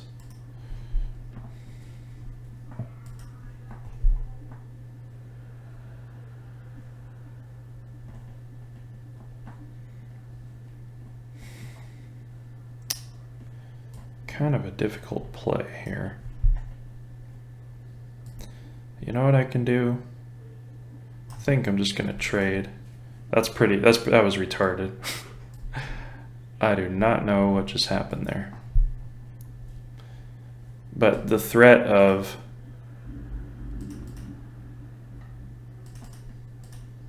yeah.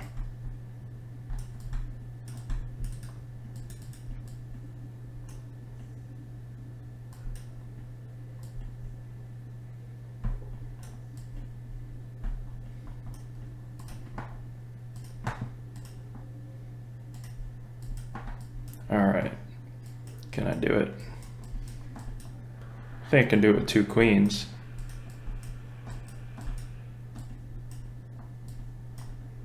Ah. Oh. You milkshake. He's not really helping my cause. I think that's a thunderstorm. That's definitely a thunderstorm. If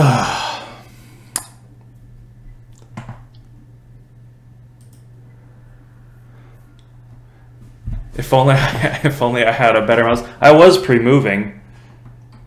Do I say? Yeah, I watch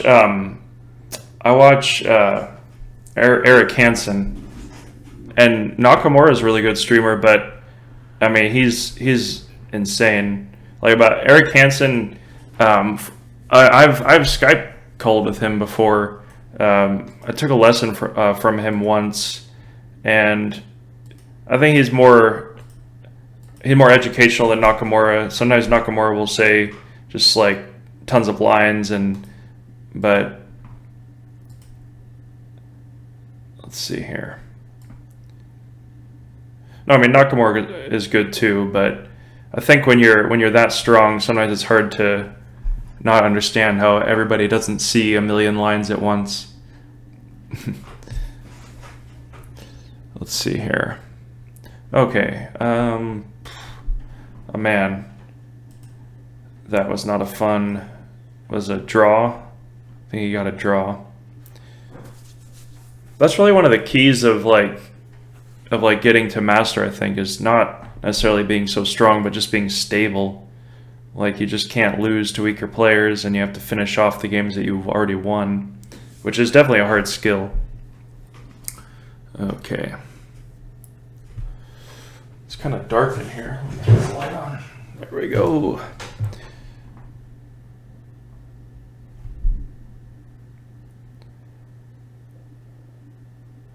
Alright, we kind of have a cramped position here, at least from my side. I think I'll trade. Hit here.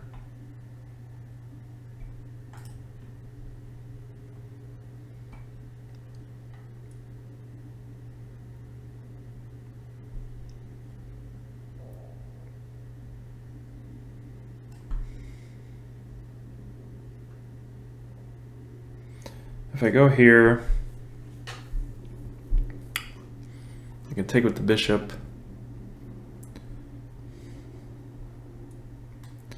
Bring my queen back.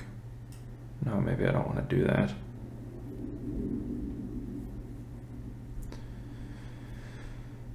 I'll just play here.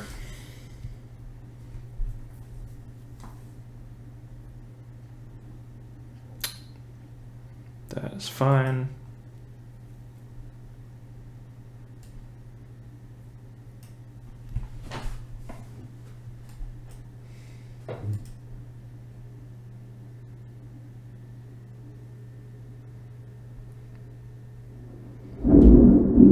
I think I'll go here. Yeah, maybe those fireworks there. I can go there, bring the rook out. This is a tactic, but it doesn't work because I can take a check. The king.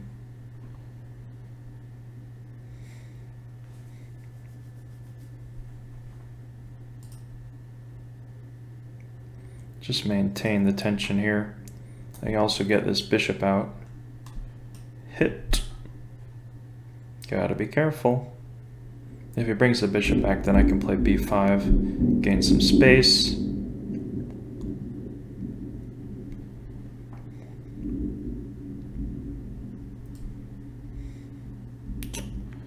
Gotta be careful though.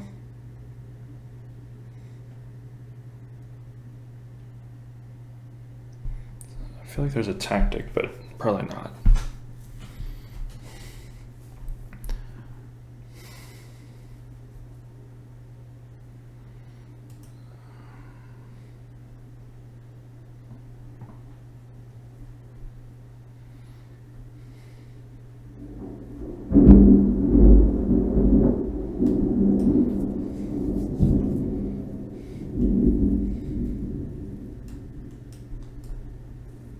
Should I take? I think I'll take.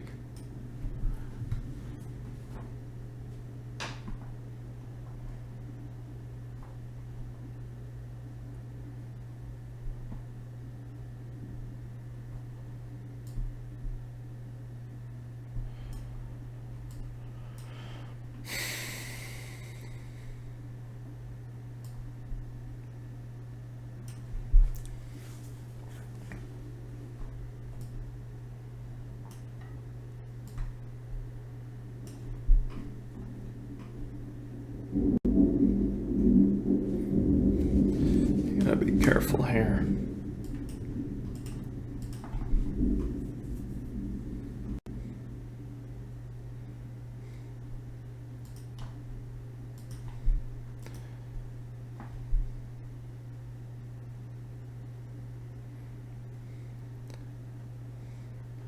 All right.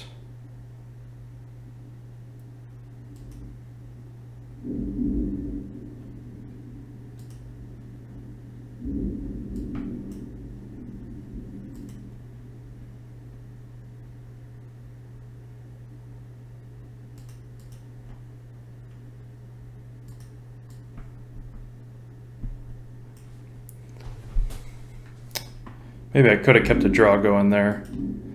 But again, time.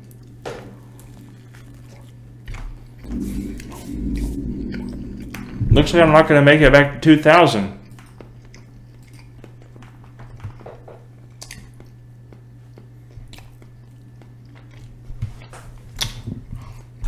Yeah, I mean, Nakamura.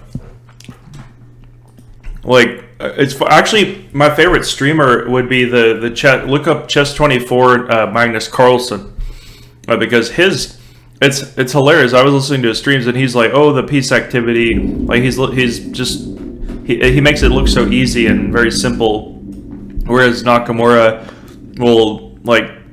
I like Magnus Carlsen's style when he's playing Blitz because it looks so normal, whereas Nakamura makes it look like it's almost impossible to do, but he does it anyway. Which, if I had any chess style, I mean, what I'm trying to go for is just to play simple, normal moves that increase your piece activity. And I think that actually that's what Carlsen does.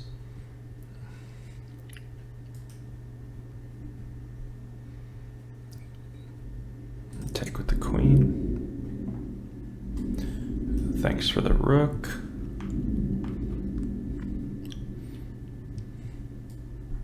Thanks for the pawn.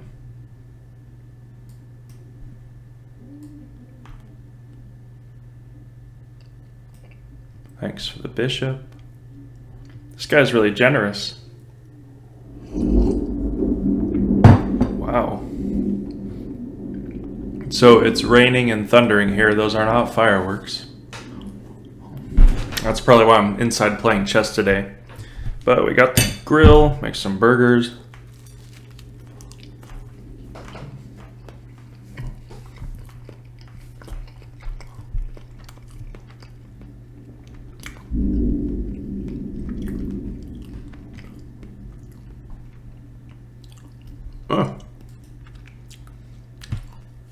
That should happen more often. A lot of times I'll just keep playing. He'll be like, I'm 2 queens down. How come I'm not winning on time? Okay, Sir 2019. It's going to be a tough battle. Going for my Sicilian Khan here. He's preventing it. I want to prevent e5.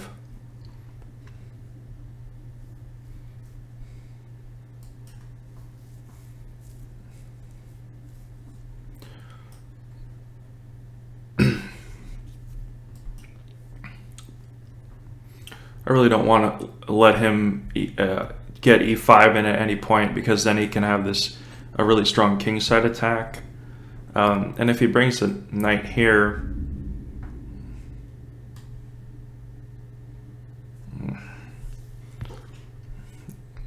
that actually helps him more than me. So his plan, it looks like, maybe here's what I'll do. I'll bring that. At least I can have the e5 square for my own knight.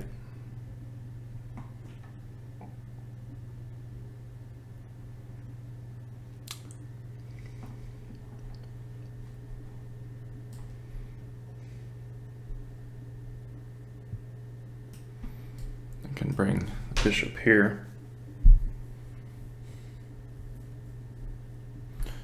Worst case scenario, I can bring the knight back, protect the king's side.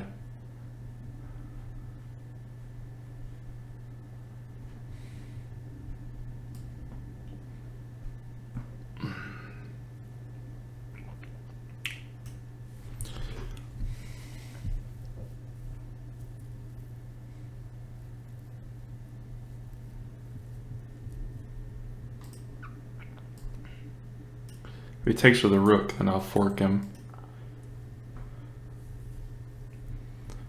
Alright.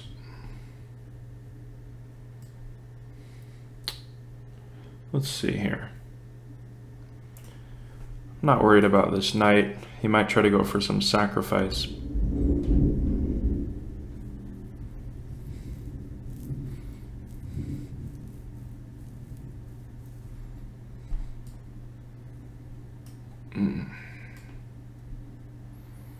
I don't think I want to allow that. That opens up again that bishop. Next move, I'm going to try to play this if I can.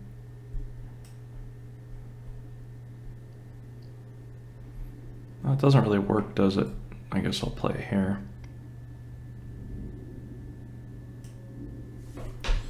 Gotta do something. If it brings the rook in, I can fork him there. And for now, I want to keep this knight here to protect f6. Okay. Good decision.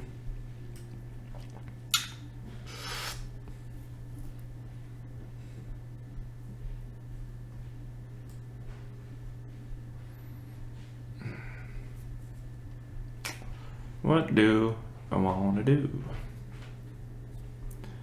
Do I need to play f6?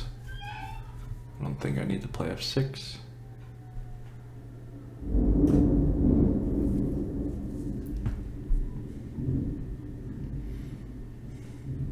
I could play f6 and then, yeah, that's probably the best thing. So what I'll do, I'll play f6. And I can play here.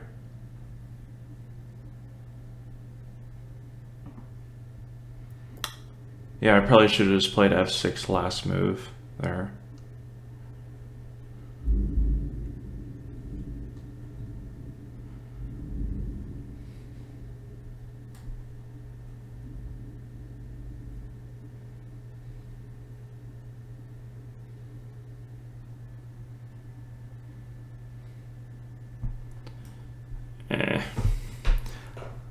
I don't really want to weaken.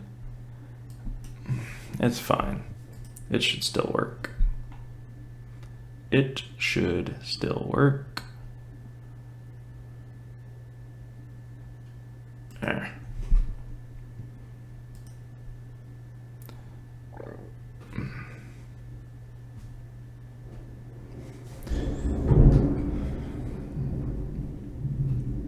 Oh, I gotta move faster. All right. Move here. Keep this here.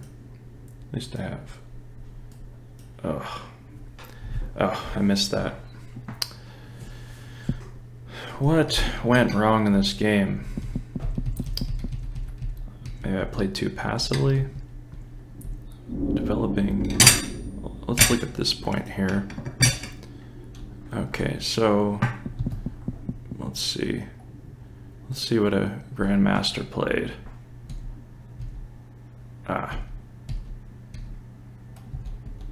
So his decision was to trade and then play and then take. So we had the same idea. Played g6 even.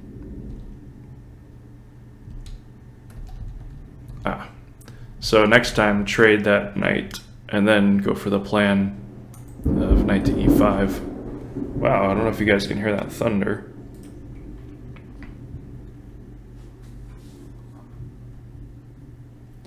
Yeah, actually chess 24, actually it's iChess. Like there was a, chess 24 is very high quality. Yeah, that would be amazing if Magnus Carlsen streamed more. But they do have a lot of like clips. They have a lot of clips on chess 24. I'm not sure how often he does it. All right, well, since the storm's going, if there's anybody still watching this, I'm going to play some rapid games because I think at this point the whiskey coffee is making me too slow with the mouse and too slow in the brain. And this will give me more time to explain. Alright, so Rai Lopez. Now, the thing I like about the Rai Lopez lines that I play is that, and the Rai Lopez can have a lot of theory, but I found that queen to e2 is actually a very strong move that a lot of players don't know how to address, because you basically have the same plan as a lot of the theoretical lines, but you protect the e4 line, or you protect the e4 pawn, and then you can basically follow the same plan. Now, he didn't play b5, so it's a little different here.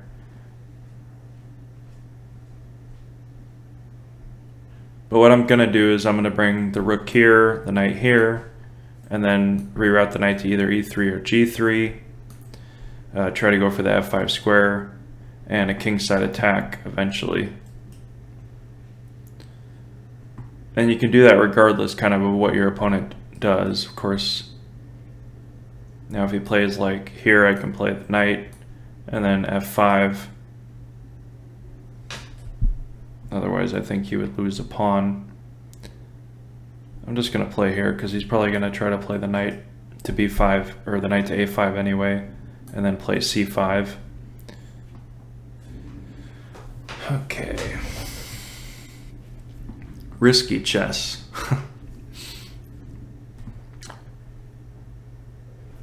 Yeah, I don't know why I chose the name Chess Diagnostic. I think I used to work as a registered nurse, but now I basically have my own business doing graphic design, animation, all that kind of stuff.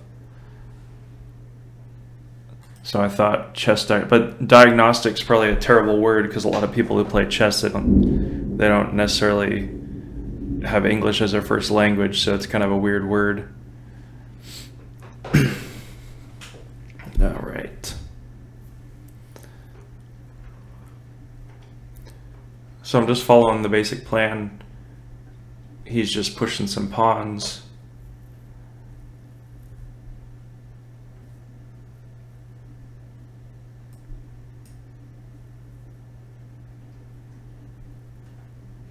I could play something like knight to h4, f5. Sometimes you might even move the rook back so you can play f4. And he's going to prevent that. But actually, it's perfect if he trades the light square bishop because that's the only defender of. Well, dude, if you're gonna play that, then you better be prepared to trade.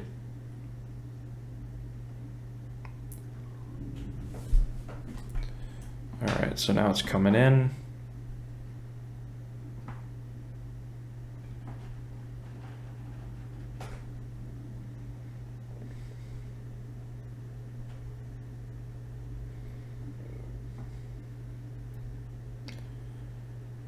I might even have a kingside attack already.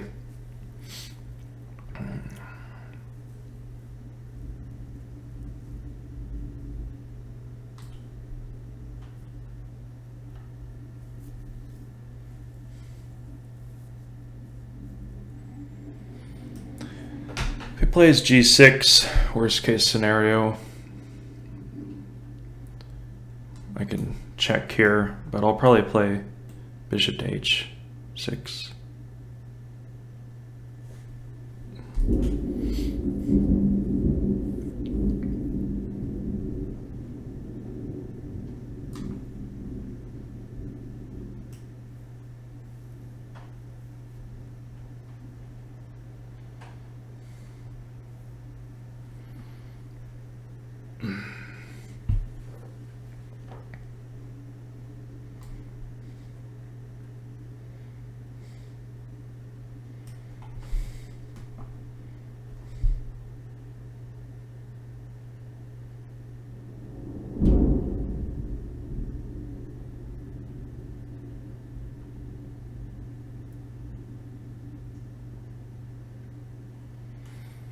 Might be getting myself in some trouble here.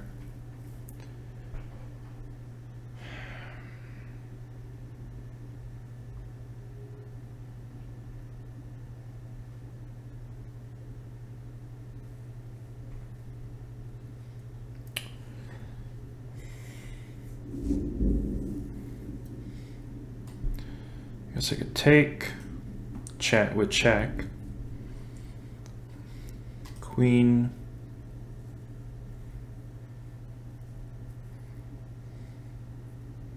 That's quite dangerous for him.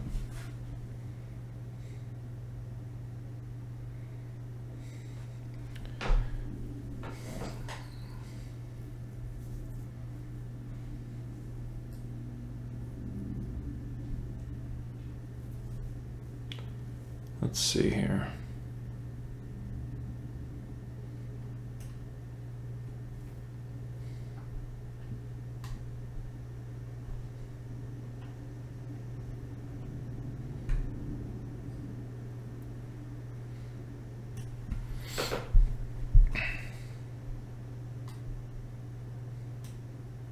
Now I'm threatening check here.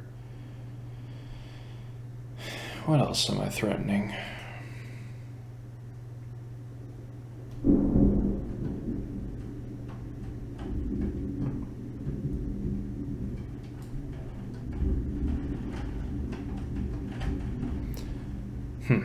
Is there a mate somewhere? Let's see. Check.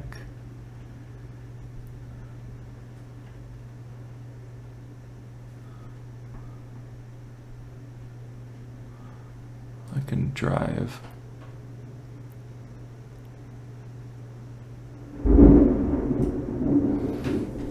I should probably calculate this a little better.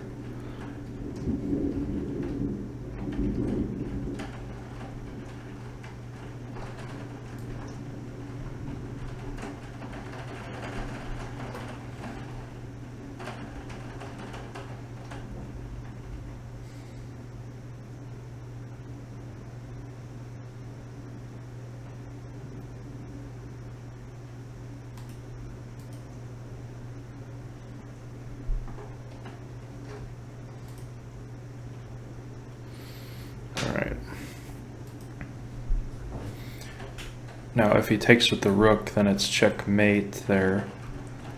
So, I'm also threatening check. I don't know what else. Let's see.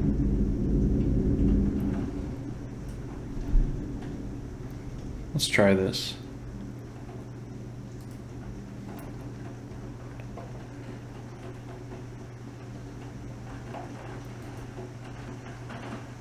That way, if he takes with the rook, then it's checkmate, and he misses it. Okay. So that was deflection there. You can play better quality when you have more time, of course, but we didn't really use too much time. But more than the 3 minute. Oh, wow. Here, I'll show you guys what it looks like outside this window. It's pretty crazy. That is 4th of July weather.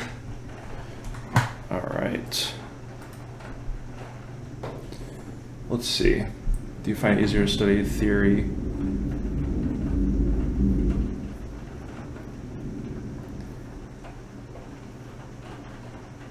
Yeah.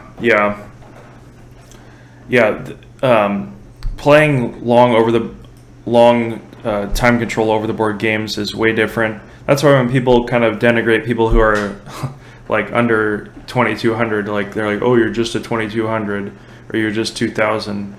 Like, obviously those people have never played long tournament games over the board because it's easy to see, oh, this mistake was made in post-analysis. What? Okay, so maybe this will be educational. But it's much harder to play over the board because your opponent is not going to make sudden blunders normally, although they can. But it's just a different environment in person. It's a different energy.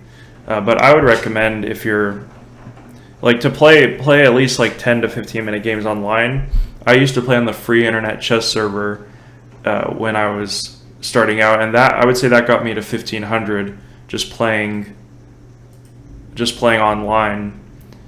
But I did start playing in tournaments like right away, and it was different, and there is a transition. It's mostly the board vision. But the weird thing is that the 3D board actually makes your chess a lot stronger when you're like staring at it for, a couple hours or so.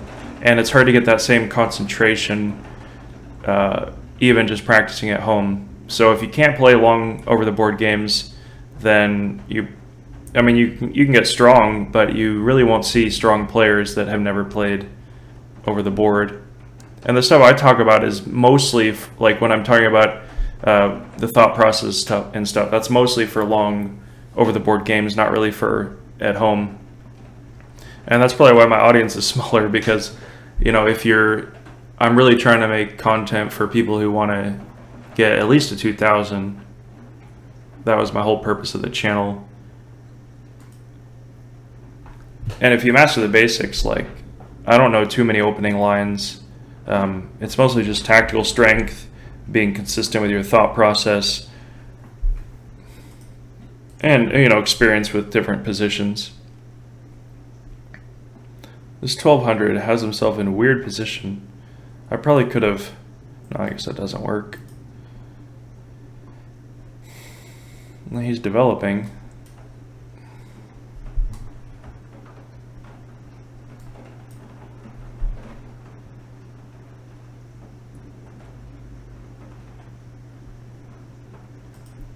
Let's try this.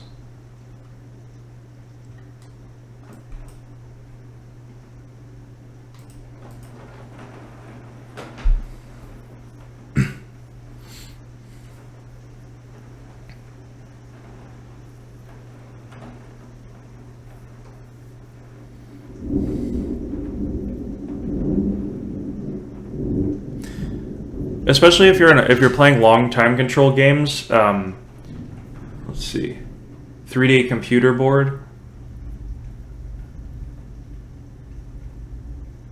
Yeah, I wouldn't use a 3D board on a computer.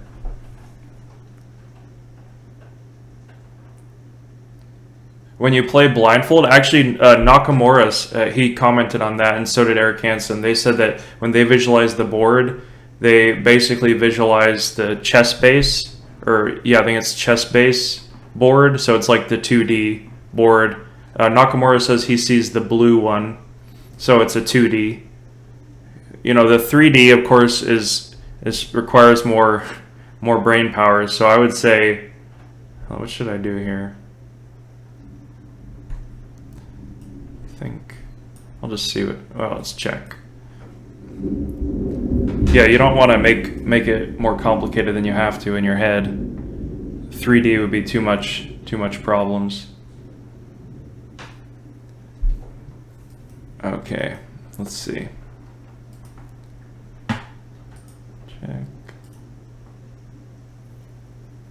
Check. Am I gonna get a checkmate here? I think I'll get a checkmate.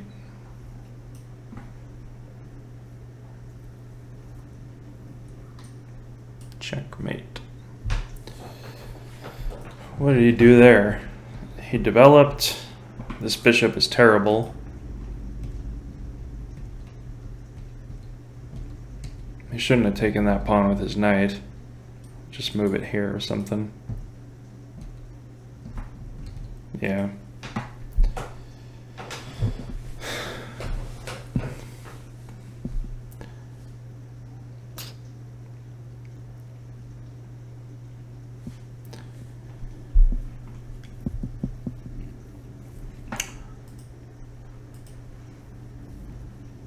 Okay. 1500. I think I'll berserk this guy. Play the Queen's Gambit, maybe, or something. Grunfeld? I don't know what opening this is.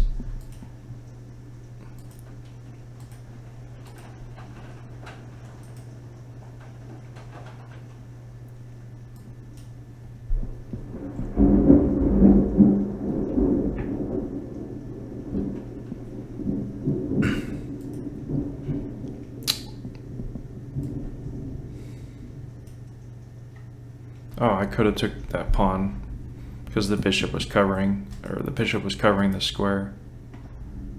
I should have took the pawn.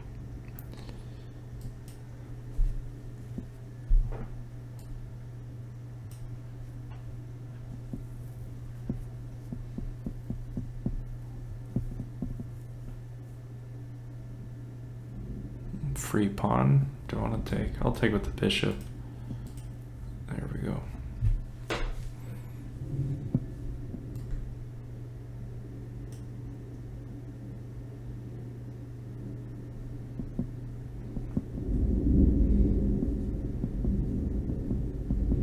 Is that rook trapped? I don't think so.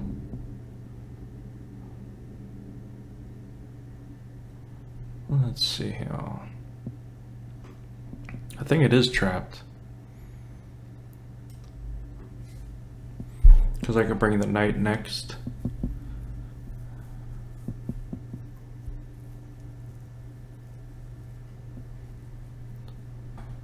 How did that happen? What did he do there? Well, he gave away a pawn he shouldn't have. Yeah.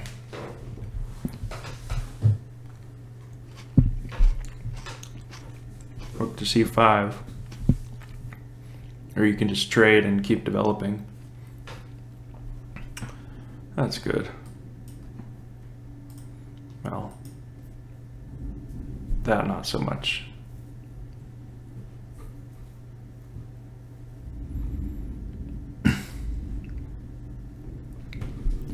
The biggest problem I find with like 2000 and up players is just not necessarily like the skill level, but just having to fight, you know, just having to fight your plan. That's because like in these kind of games, there's really no plan and there's really no fight. It's just whoever blunders.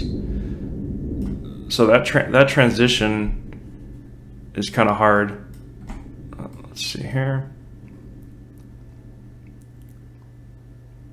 I had a lot of energy for it when I played Millionaire Chess, but it kind of waned when I was in the World Open, because some of those, if you ever been to the World Open, I liked Millionaire Chess because they had metal detectors and you had to check your phone. But the World Open, you'll see players literally, what is he doing here?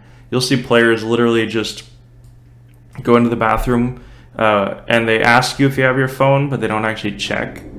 And that was a big problem for me because some players go to the bathroom like every move and you think, dude, that's pretty suspicious. So I didn't like that about the World Open, and yeah.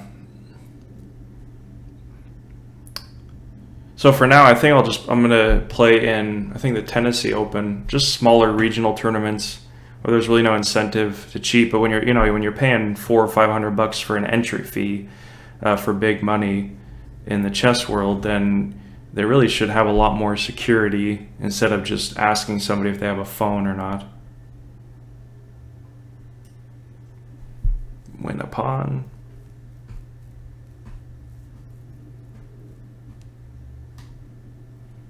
Maybe not.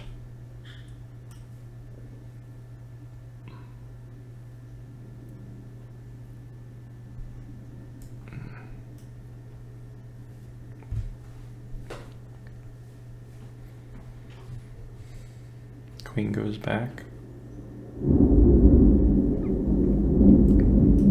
Free rook.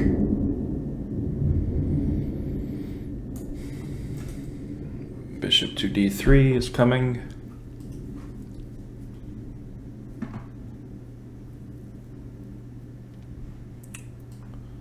Bishop to d3 is coming anyway.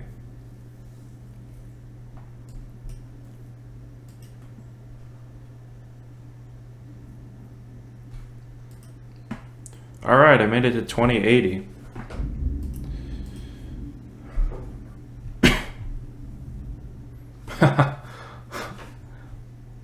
Yeah, focus. Yeah, you know, I didn't have a cell phone until I was 19, and the time that I really went to the chess club was without cell phones and all that stuff, so that wasn't really an issue. And it seemed like nowadays everybody's, you know, with the internet and stuff, it's really hard to focus, and there wasn't all this like never-ending blitz chess, although there was on like ICC, but you know, you had to download a program and it was kind of like a dedicated time. But now you can just be on your phone playing blitz. You can, and I mean, I'm definitely part of that too.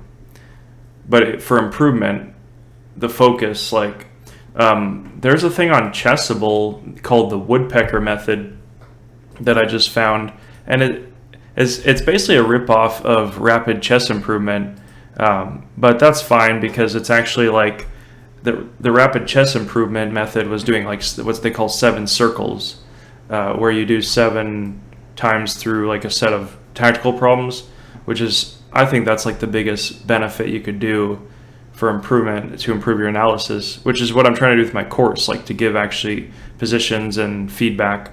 But you do have to just grind through a lot of positions at some point. All right, developing here. But the woodpecker method, as I was saying, is actually like a set of problems on Chessable that you can solve, and it will automatically go through the positions. So that's very helpful, I think. But there's definitely a diminishing returns on it because, I mean, I've solved multiple problems and like it hasn't really raised my rating necessarily. I think at a certain point you have to learn some opening lines. At a certain point you have to learn strategy and you have to perfect your thought process.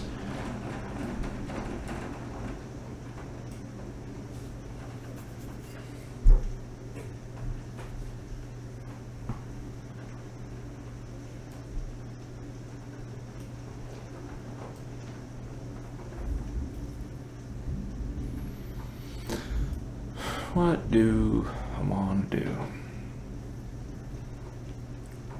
Could sack 2 pawns or 3. Get some activity. I don't know if that's what I want to do though.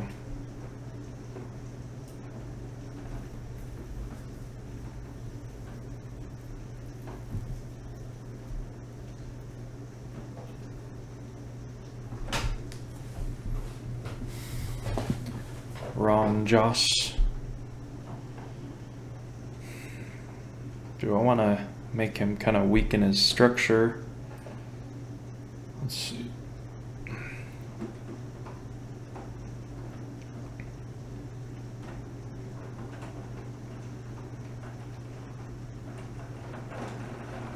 Kind of a tactical threat, threatening the queen there. Even if he takes, I think I can trap the queen that way. No, it's not a... because he would take while I'm threatening, and then the bishop threat will be gone.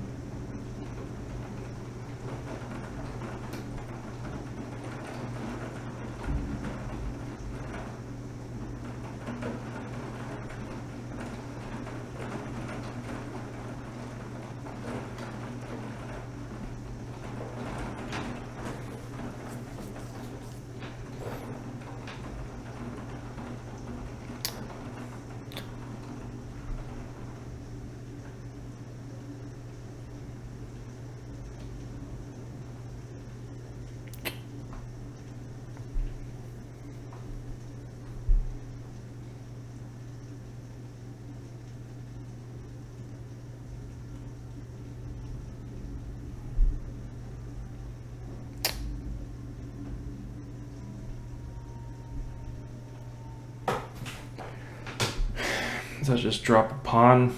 I think so.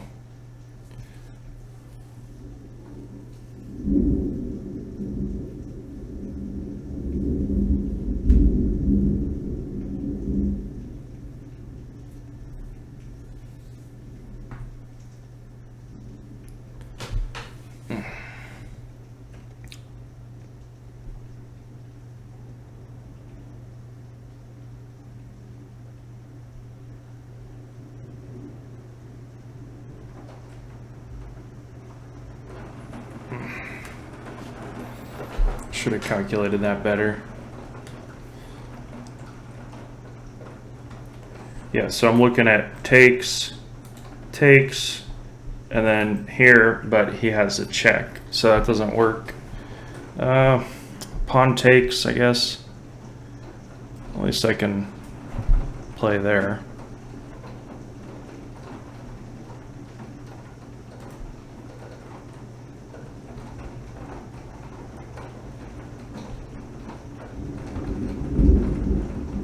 see.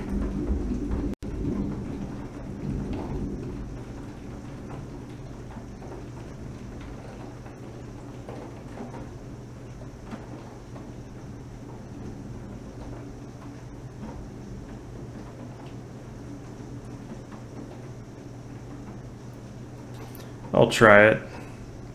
I can take.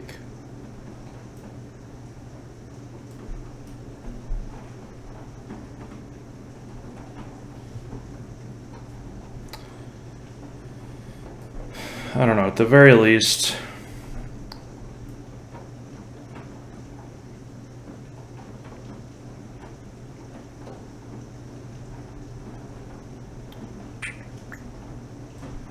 guess I'll do it. All right.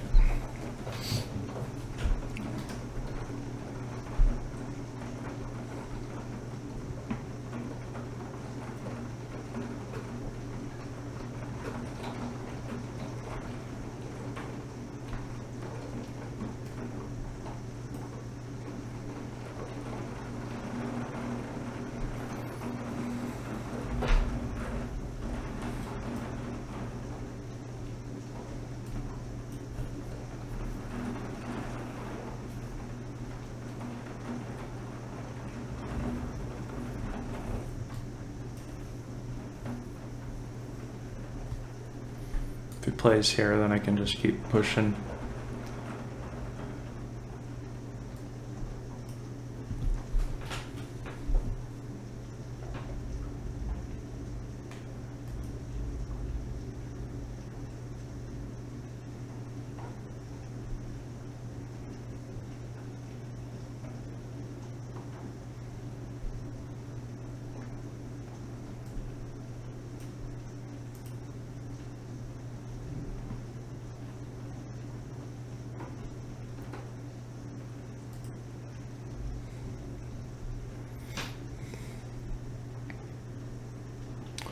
I don't know, I do have some initiative, but I'm a pawn down. It's kind of a difficult position. He's defending pretty good, but I need to get... Alright, how do I want to do this? Now I'm threatening check. Ooh.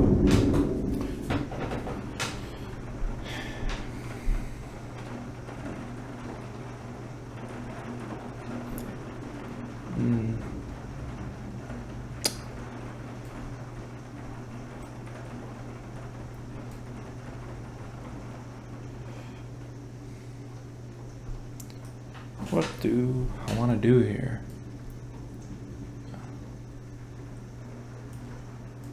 I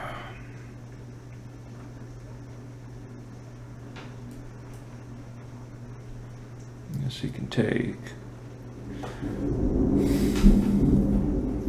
So I got my pawn back, but this is a very difficult position.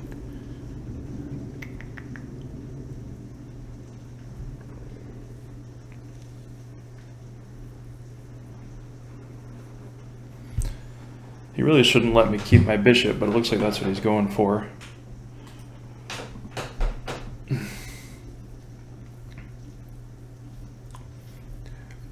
I tend to get lost in the forest of all the Steinitz elements. Oh, you know, I should make a video about that. When you play a game, you don't want to think about all the elements. I kind of made a mistake making that video.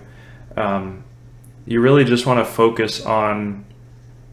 You really just want to focus on the most... You just want to focus on activity, basically, because all the elements arrive from that.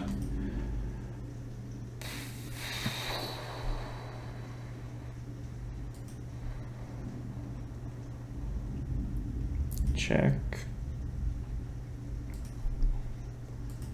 Let's see here.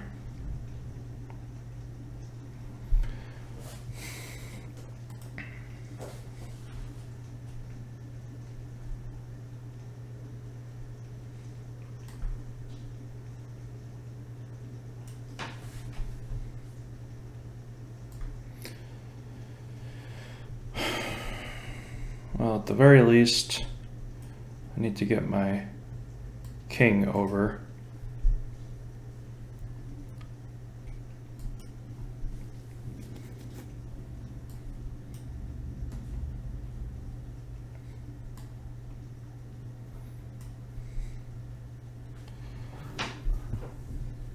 I actually like my position here.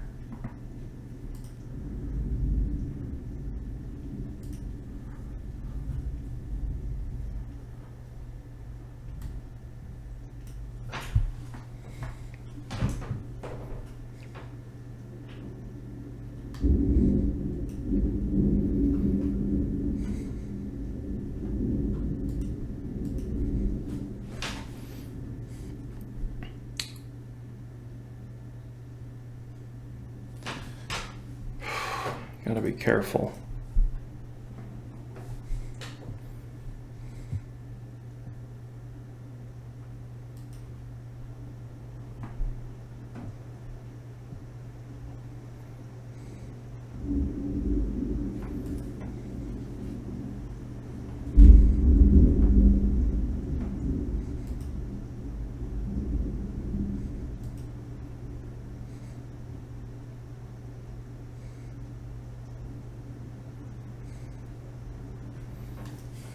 Do I win that pawn, but he can play knight a6?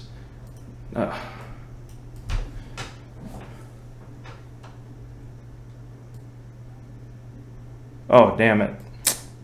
All right, I missed that. Let's see. Let's see here.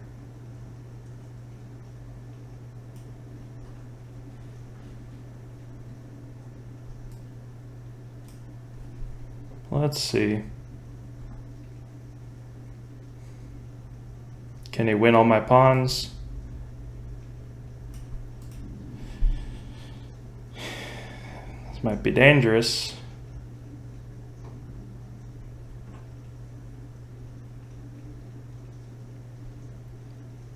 Let's see here. All right, I do have time. I'm not playing blitz. All right, check. He moves a pawn, check. I move back. He can check me. I think let's just take a risk. Let's see here. Kind of lazy, but I could make it. Check.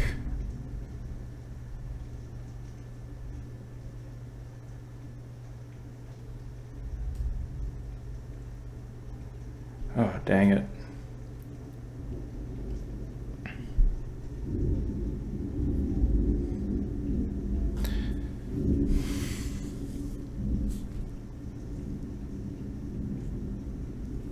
All right, I'm going for it.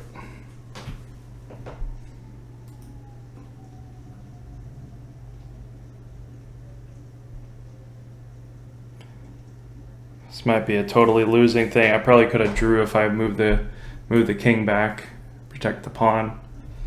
But let's go for some risky variations.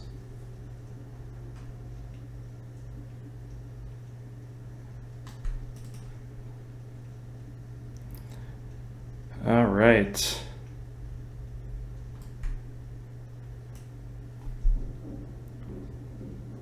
What do we have here? So you have no more checks. No more checks and balances. I still think I'm lost, but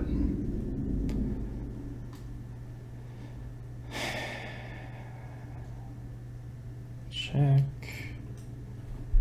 He can trade queens. He can start moving my king over, take his pawns.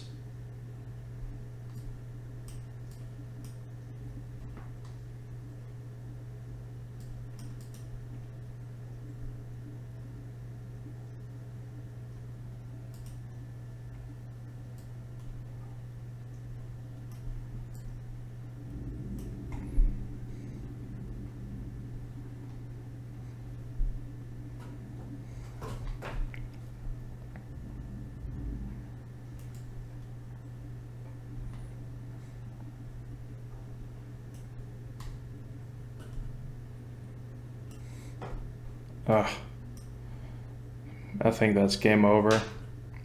Just by a hair. Yep. Don't feel sorry for me.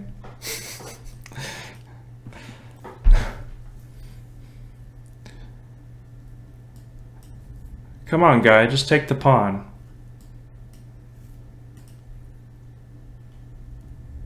All right. Well, let's go back here. Let's look at this.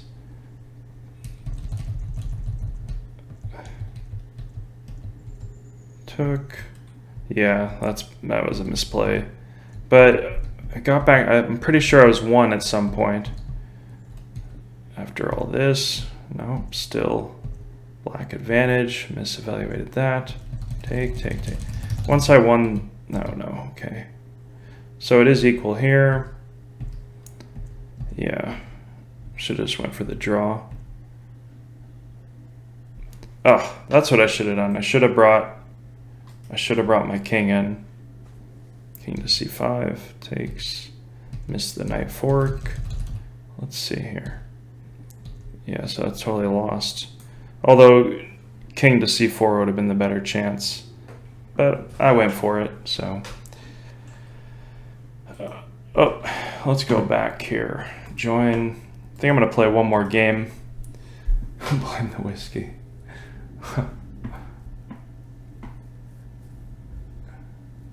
Let's see.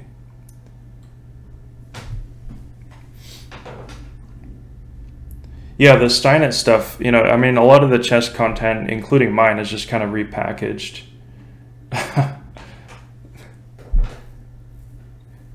Yeah, I mean, the latest video series I'm doing, wow, so I go from a 2100 to a 1200.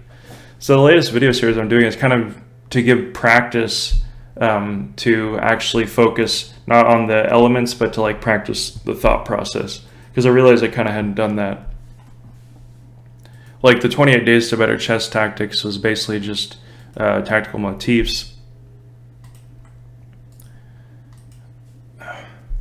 That last game was a perfect example of kind of struggling, like just it's not necessarily that I was totally outplayed, although I did make some mistakes, but it's like it's on the razor's edge in a way. You have to calculate long lines, and it's less clear than these kind of games where the player's just going to make some blunder or not follow the right plan. And sometimes it is hard to allow a draw when you, like I had the bishop and I had a slightly better position with the initiative. So I felt like there should be a win, but objectively it was a draw.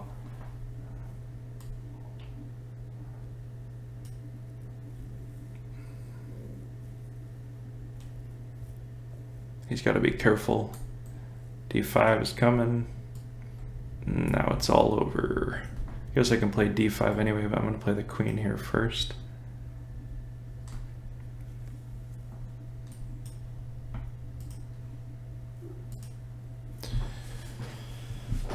All right. Giron Summers. All right, so this is a good moment. So he just basically allowed me to block his own bishop. And let's see what I want to do. I could reroute my queen by check, bishop to f7, queen. Yeah, I think I'll do that.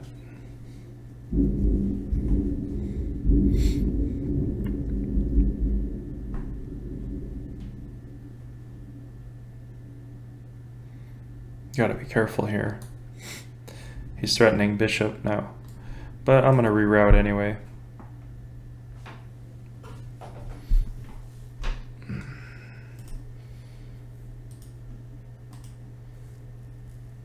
That wasn't good. He really wanted to keep a pawn there, because now I can get the knight in. It's a piece up.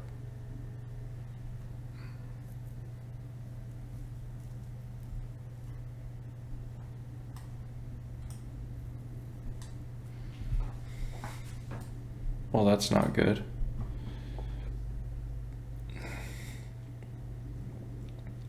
Yeah, a lot of chess skill is just actually seeing what's going on the board.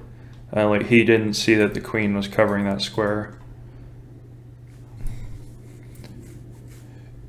You know, I I had a really interesting idea that I hadn't seen done anywhere, was to actually make like a chess visualization audiobook, because I was looking for chess audiobooks, and there's basically nothing out there, at least on Amazon, which is like the biggest seller. So I think an audiobook that covers like, how would it go? You go like, you'd learn the board by memorizing all the different moves. Let's see here. So I'm gonna, if he takes, I'll threaten the rook. If he moves to threaten the rook, I can threaten it here.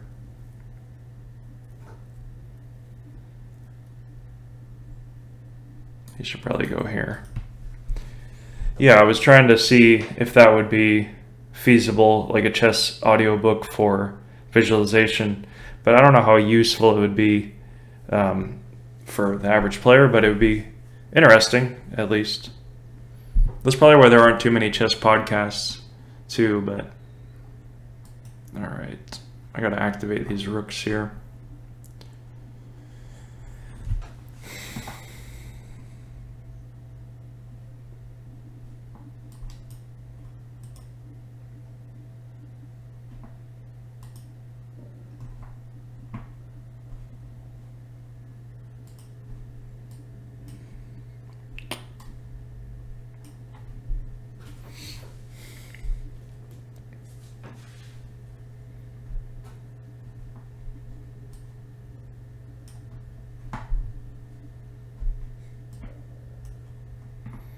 Eating up all his pawns.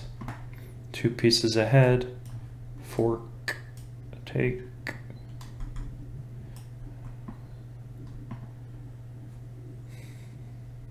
If he moves rook to, okay, so he resigned. I don't know if that, I don't know, what's my rating here? Where am I?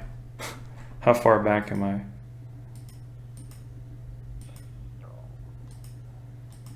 I don't see myself.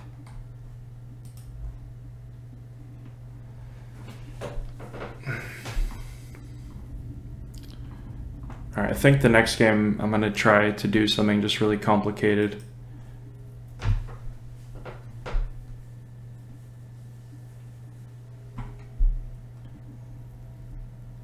Yeah.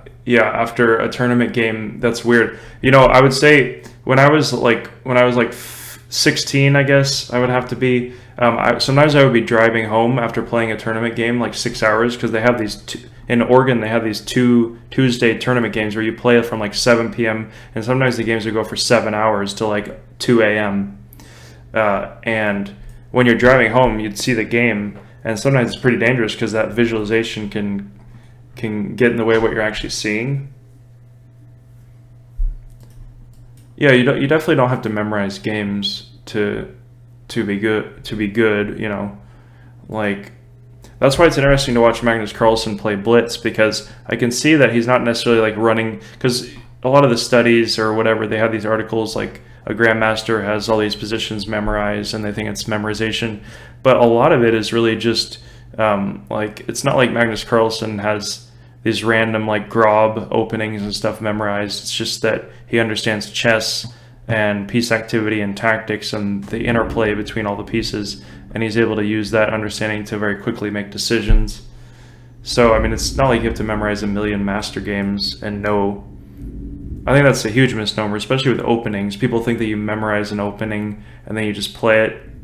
Like, you can know a lot of the lines, but to actually learn the opening, you have to be able to play it from your own kind of understanding.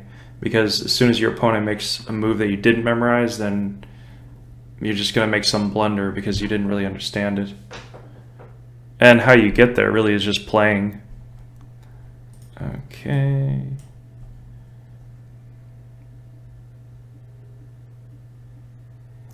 I guess he could play e5, but up to him. Wait, this is a 1500. He berserked me? Come on, guy.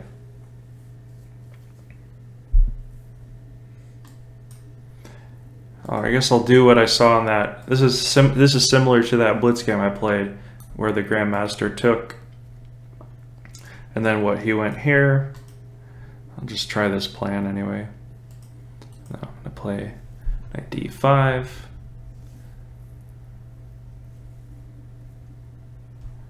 Knight d5.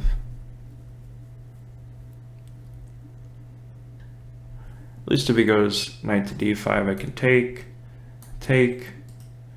and then I'll have my bishop out.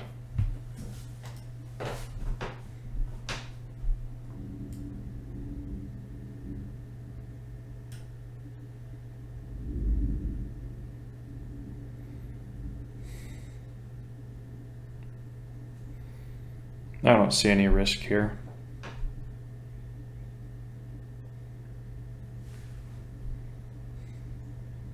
I can even do like check and then bishop to e5.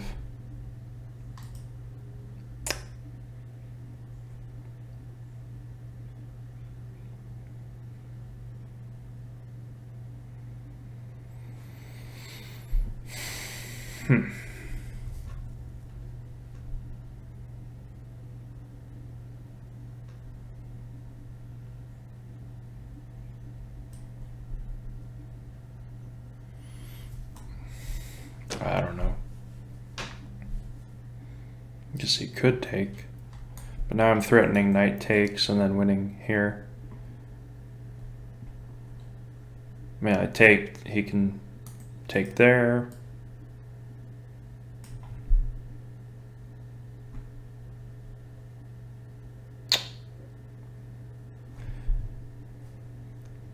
How do I want to do it?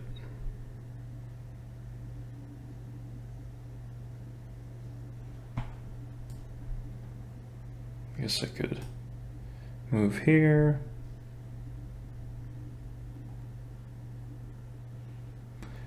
If he hits the knight, then I can just take and those pawns start to fall.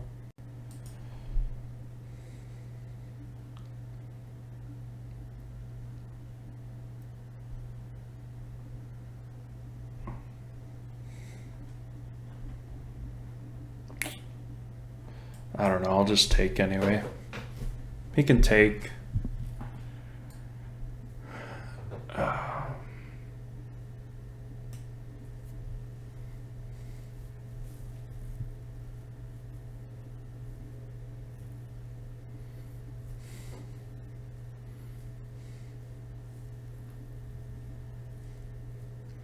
mean, if he takes his pawn,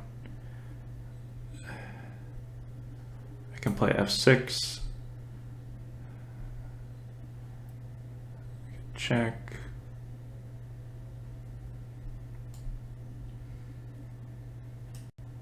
Hit there.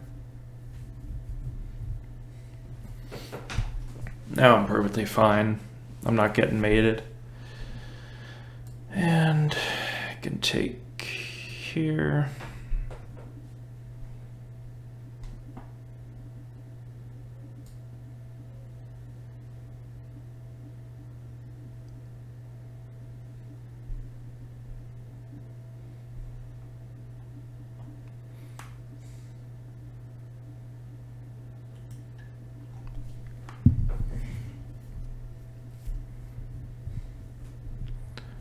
Take that pawn, play knight to c4. Well, that's interesting. I appreciate it.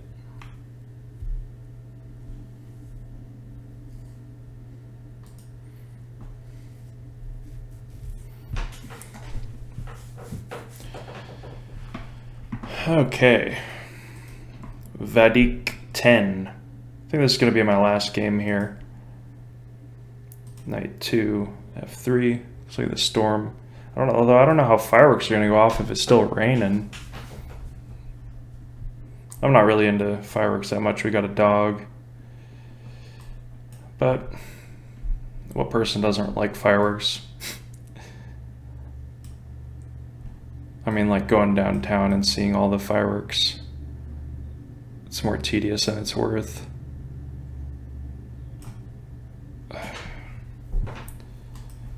Yep, we got some chess games. All right, so Play. We're going to go opposite side castling. See if there's...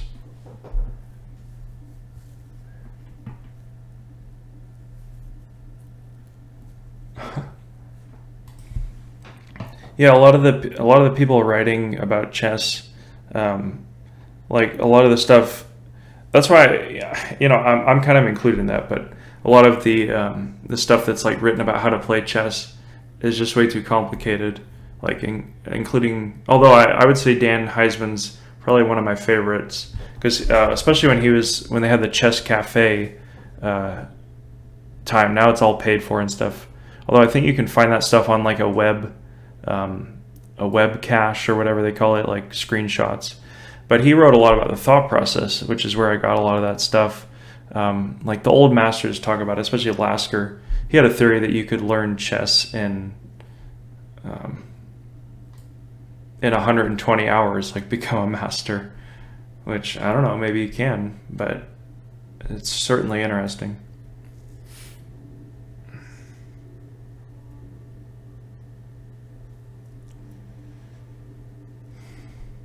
I think knight here, or not. Check. Guess I'll play.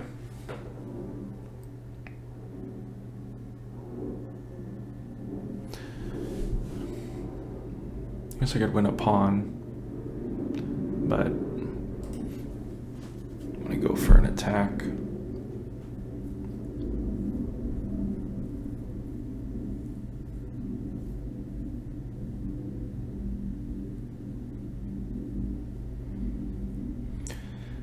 If he plays c6, I can bring the queen out.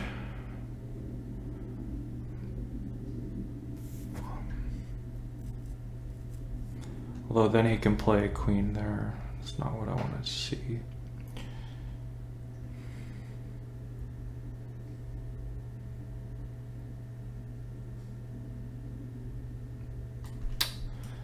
Now I'm threatening the pawn.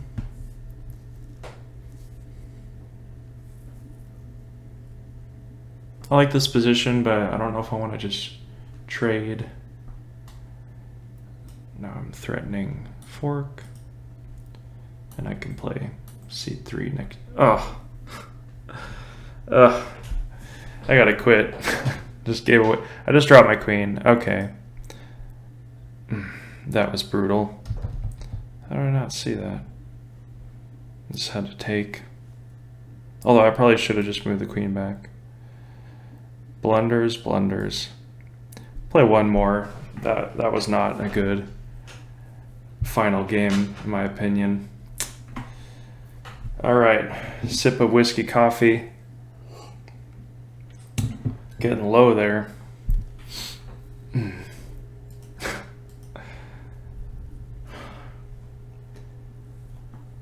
Bobby Fischer could remember every move.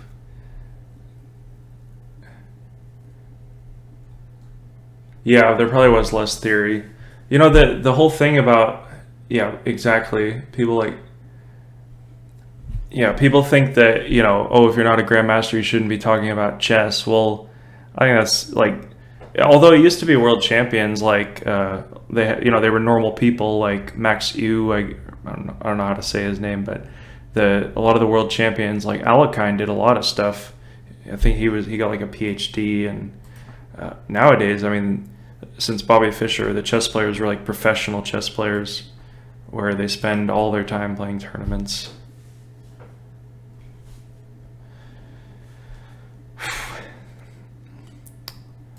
I think I was much better in that last game until I dropped my queen. I hate when I do that. Okay.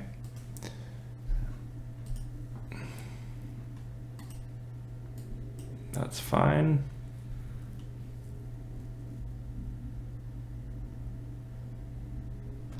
Should probably play d6, knight in, or d6 and then knight to f6.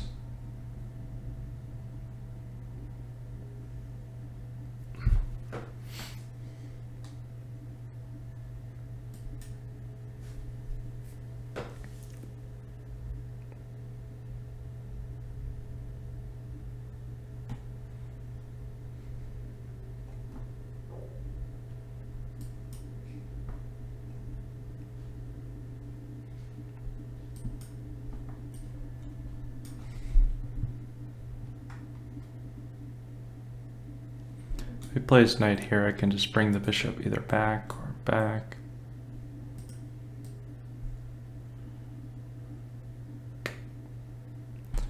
Where do I want to put it? I'm not sure.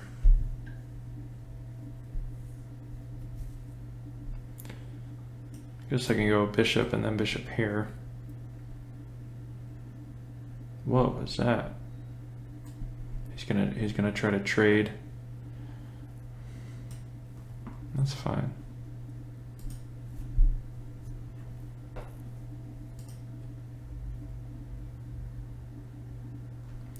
think I'll keep this central thing going.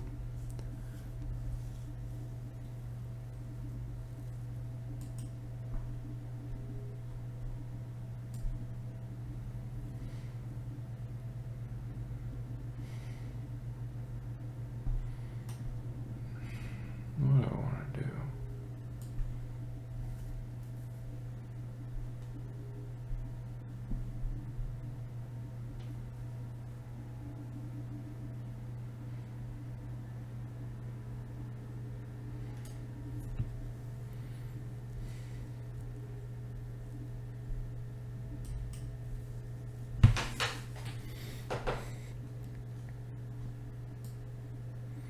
Well, that rather helps me develop, actually.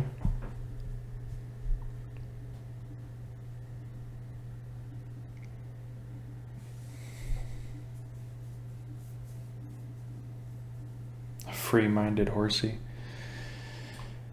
Pawn takes. I can even play king here. Actually, I like that move, rather. Alright, now I can castle.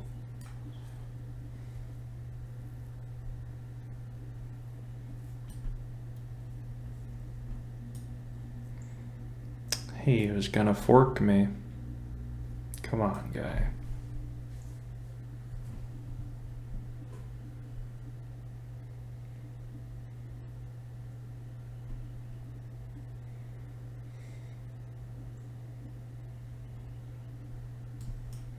Let's see.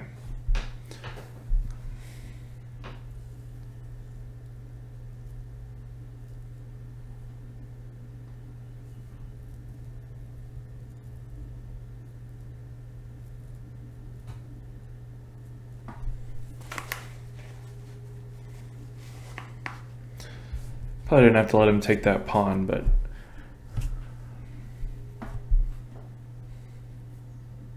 let's see.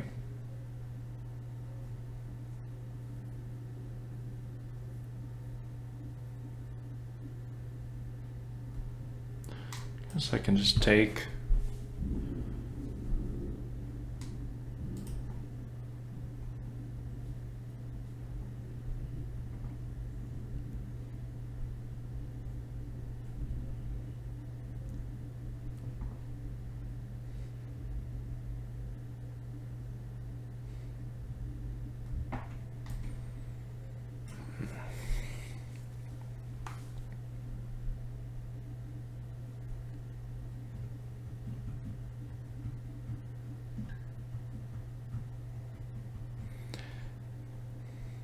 I mean, I have this huge pawn mass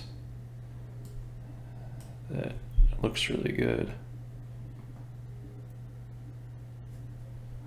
And I should probably start pushing it.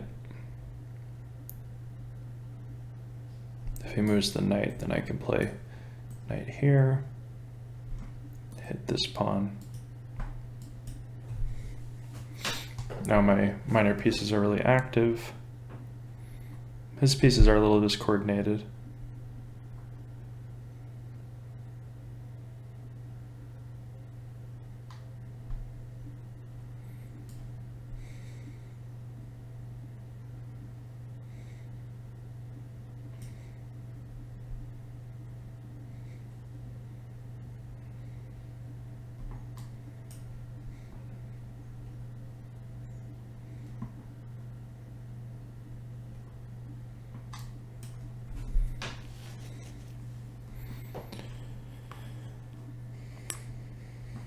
Nowhere to run, nowhere to hide.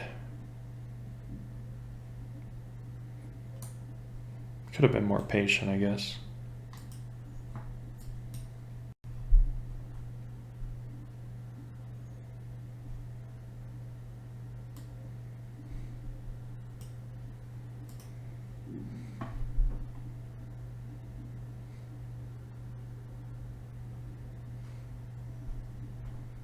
Let's see.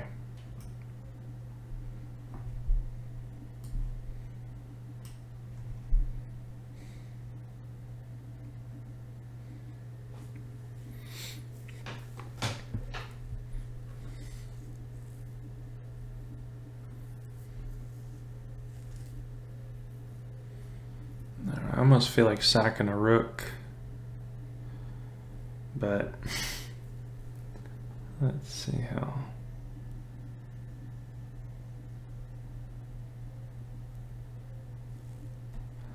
Guess I'll just protect it.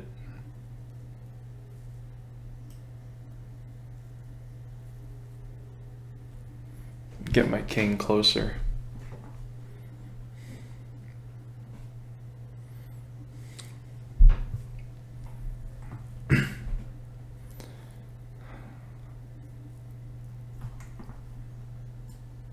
Oh, well, that works out. Tactic, tactic, tactic. Although he's low on time.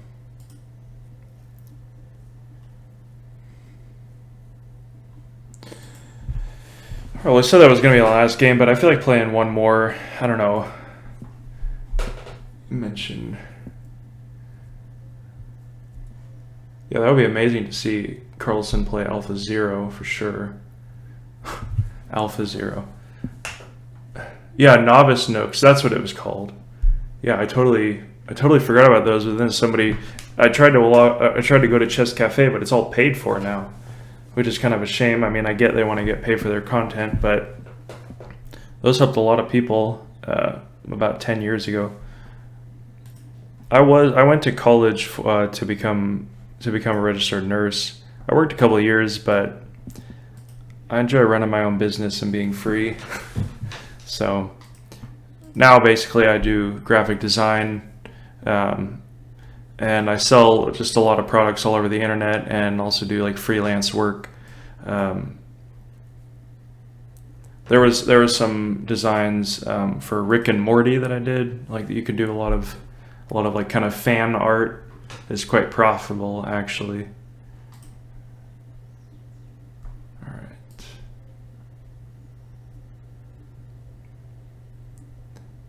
Yeah, art and chess is kind of a weird thing because like if you play music or you make visual art, it's kind of very communal. There's no negative. There is a lot of kind of negativity in chess in a way because you're just kind of alone at the top there playing games. If you win and if you lose, then it's basically just you sitting there with your mistakes. Whereas with art, it's kind of like, yeah, it's much more communal. But I do enjoy both aspects.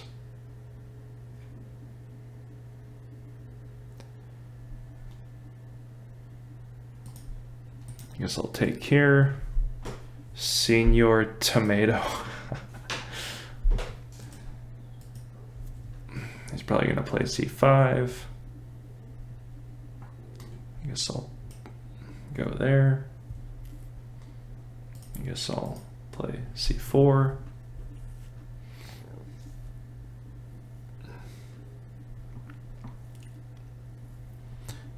He probably should take, but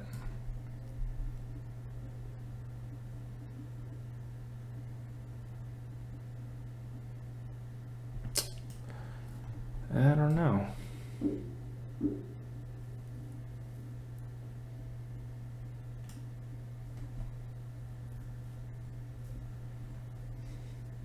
Probably wasn't the best move, but I wanted to keep my light square bishop. Probably takes was objectively the best, but I can take, and then I want to at least, and then he's making it difficult to keep this light square bishop. Come on, guy.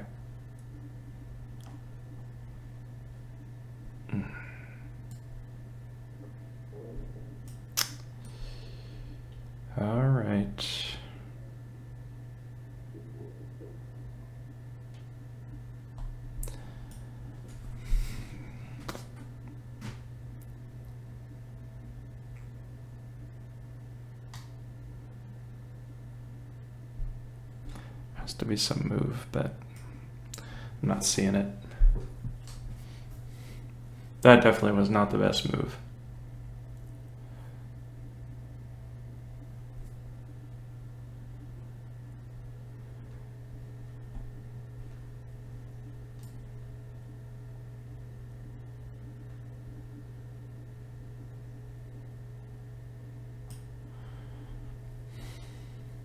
Takes.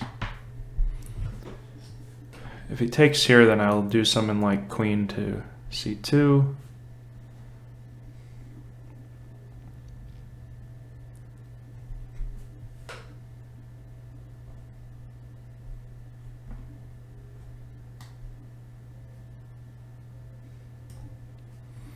I don't know.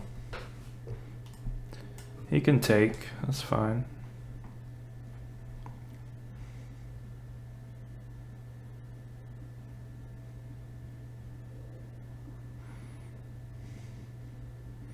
I don't know, I'm probably pushing too hard for a kingside attack.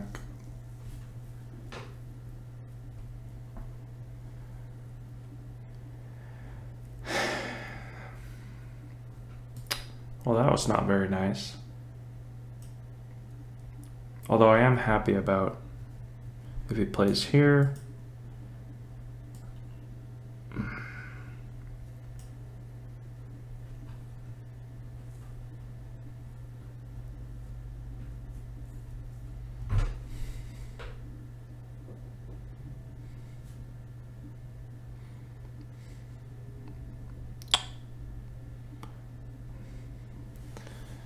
I don't know, I mean, I guess I can play bishop back if I want to get rid of that bishop, but play c5, either queen here, g6.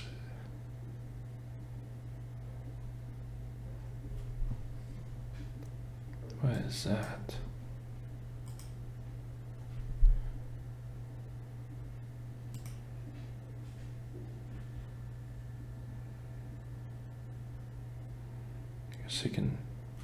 He really doesn't want to take f4.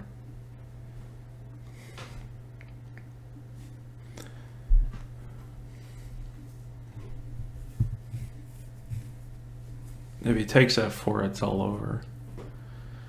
Plays g6, bishop takes d4. That looks really good for me.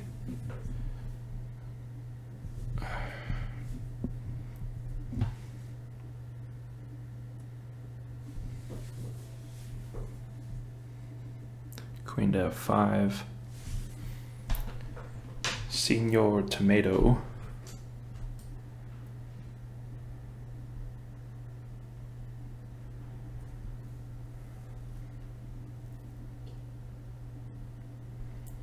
I see his plan.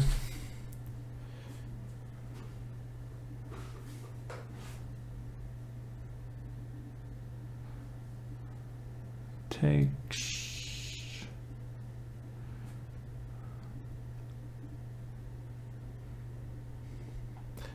I guess the least I could do would be,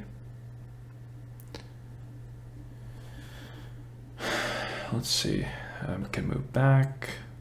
If he takes, and I take, all right, at least I have time to calculate this. Queen to e2, queen takes f4, queen takes check.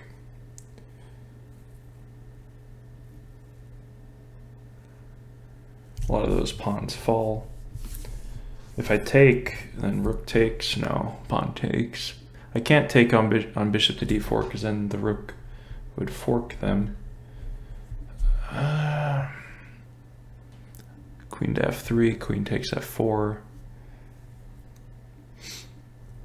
Queen takes. I like queen to e2.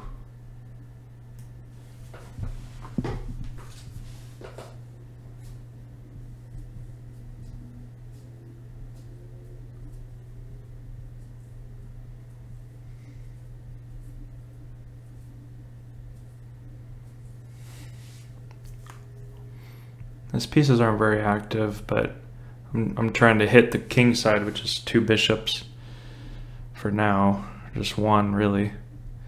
So If I can win a pawn, I'll be happy.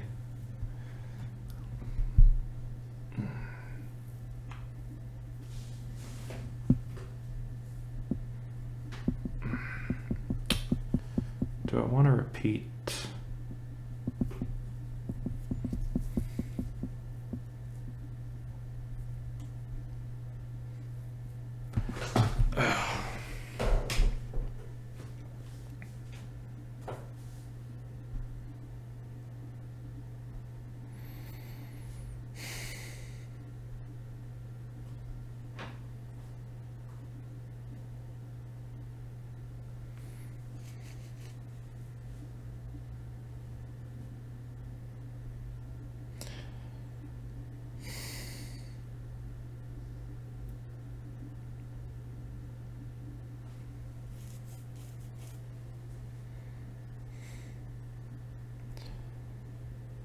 All right, so if I push him here,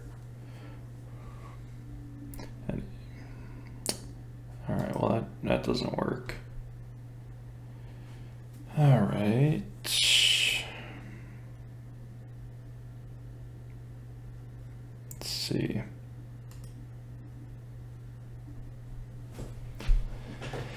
Just play solidly. He gets in c5.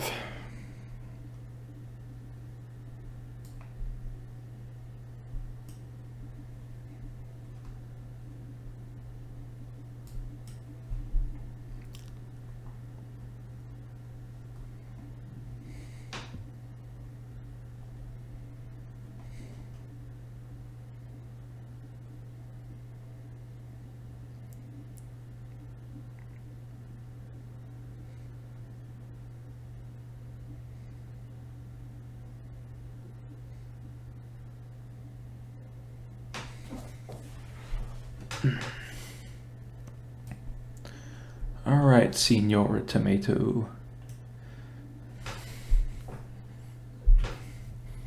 That's kind of what I wanted.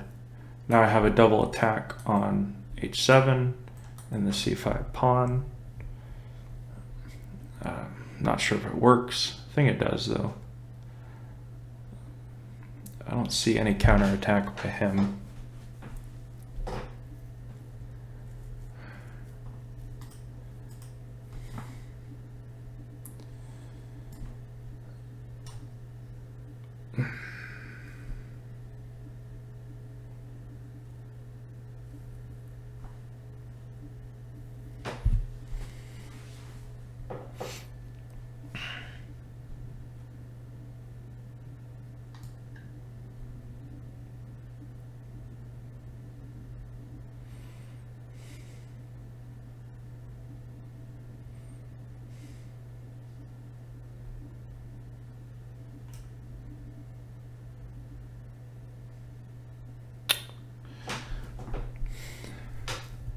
I should calculate a little bit more.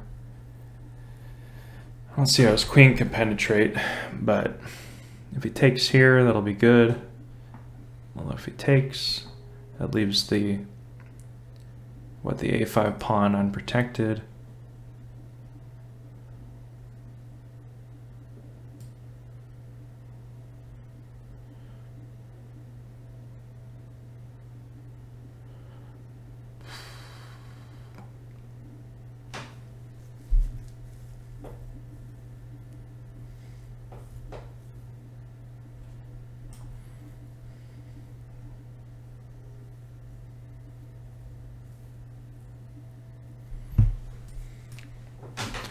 All right, we're going into an end game.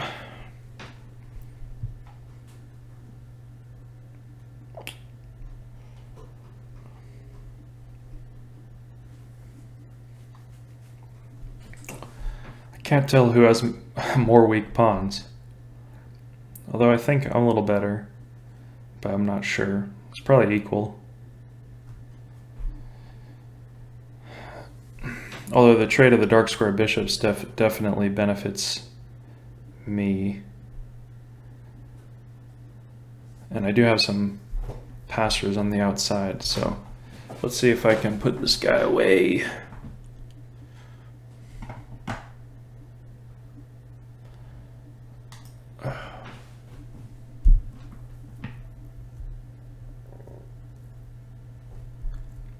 Yeah, computer analysis.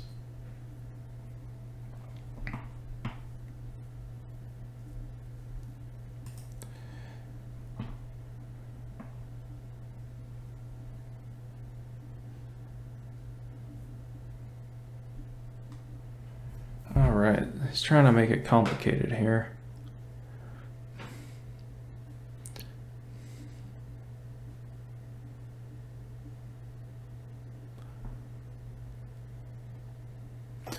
Be interesting to see if you could takes.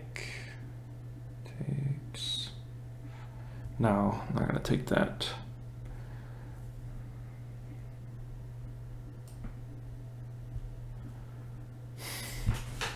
All right.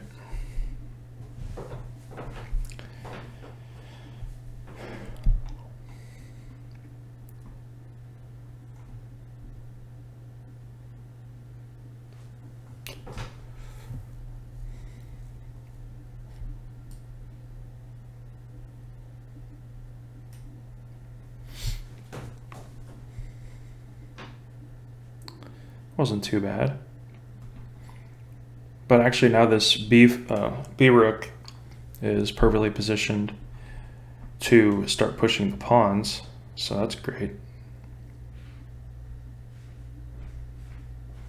Let's see, 1, 2, 3, 4, 5. I have an extra pawn.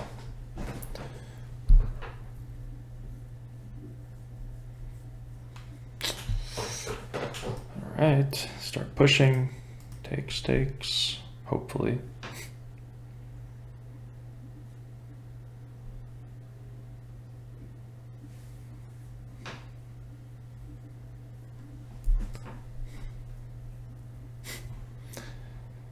Probably should turn this chat off. People are just complaining.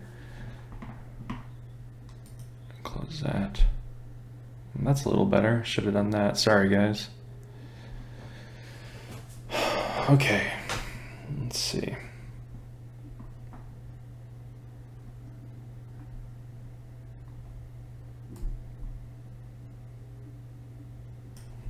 I'm just going to push anyway. Come in here.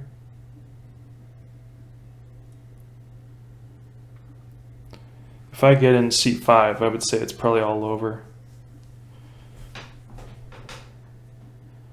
gonna be tough. At least I can play something like a4. Yes, all right, so.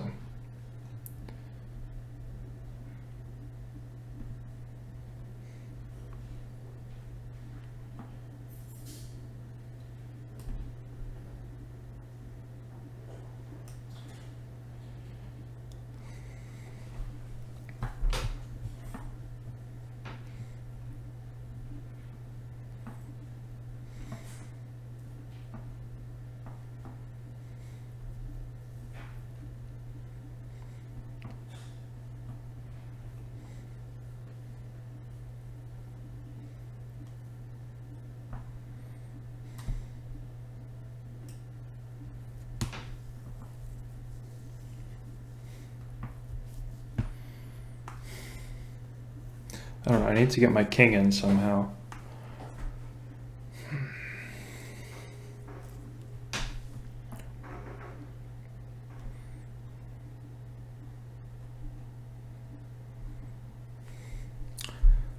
I don't want to just start pushing the pawn right away. Oh, well, that's fine.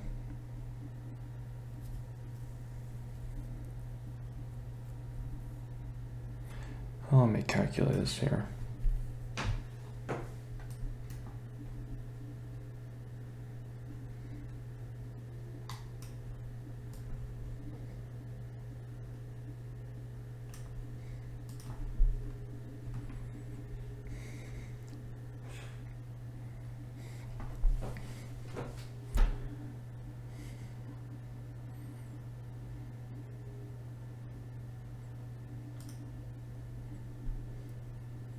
I would say this is all over. He's going to have a couple checks. And I can interpose with the rook. But he has to be careful because 2 more moves. I got a queen. And if he moves this rook can't even come back, so.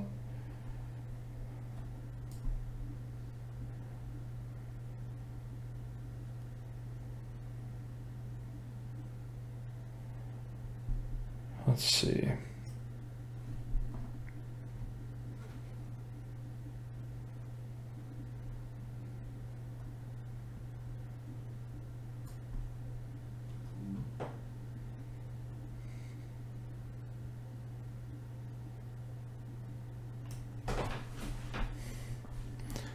I don't know. I feel like pushing these pawns.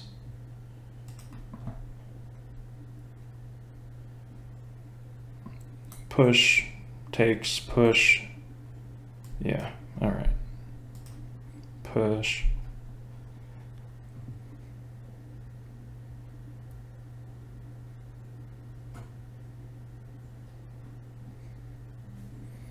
I like that. This pawn protects the rook from going to c6. Like this. Oh, let's do analysis board. All right, so takes, push. He can't come here, he can't go there. Takes, I get a queen. It's all over. Rook endgames. I gotta get back to that endgame thing. But as you can see, like did a theoretical position help me with the rook endgame? Not really. You kind of just have to have a plan. So my plan here was just to try to basically open the position in any way. He made a blunder with there. And then I just started pushing. I don't know. It looks like, yeah, he could have checked me. He shouldn't have took the pawn. Then after these pawns start rolling, yeah. Let's see, yeah, c6, that was the best move. All right, well, anybody who's here, thanks for watching. Happy 4th of July. I don't know how long this stream was. It must have been kind of long, huh? Senior Tomato looks like he's looking at the game. Anyway, you gotta get some more whiskey coffee, enjoy the rest of your day, and I think by Saturday or Sunday I should have out part 4 of the Skyrocket Chess Understanding. So I'll see you guys in the future.